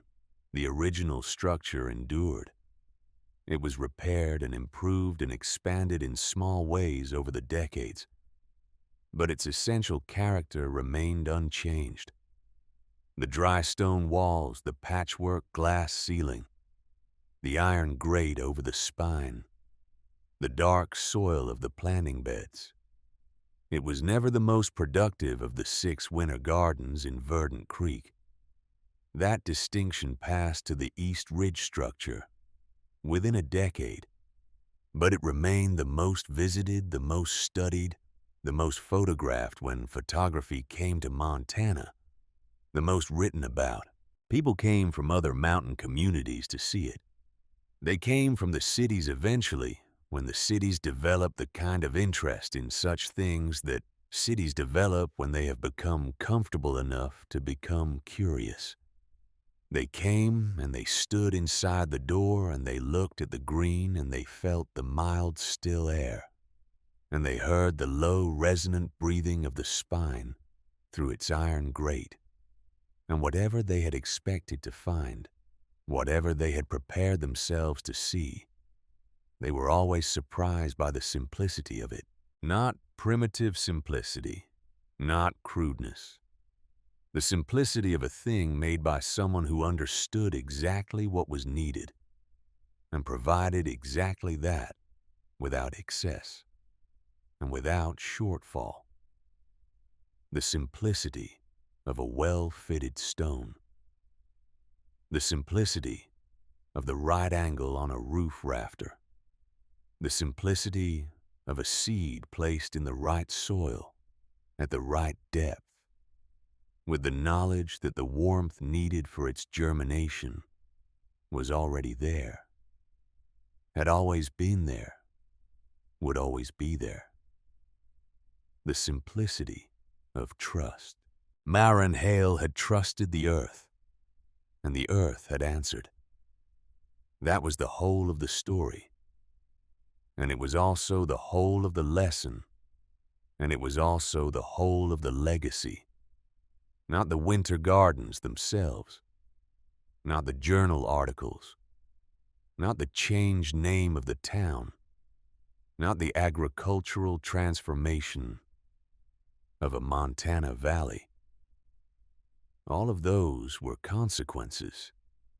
The thing itself, the root of it, the germinating seed of everything that followed, was a woman crouching at the edge of a fissure, in October wind, holding her raw hand over the opening, feeling the warmth that rose from the depth of the earth, and choosing to believe what her hand was telling her. The mountains still don't care.